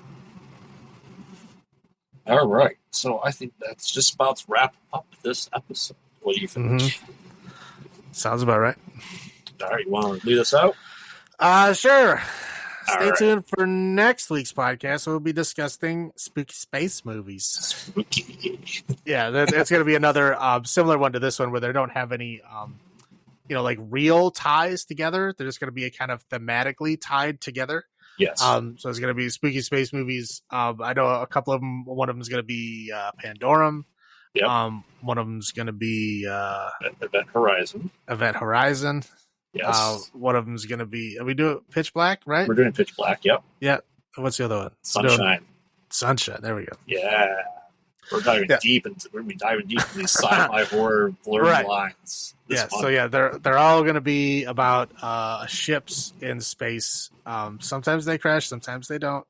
But they're all gonna be spooky space stories, so horror in space that are not sequels to existing franchises. We'll be getting to that later. Yeah, we'll do that later on. But yeah, this one is just spooky space movies. Anyway, so that'll be next time. So until next time, this is Salem saying, "Long live the new flesh." And this is Graveyard saying, "Have you checked on the children?"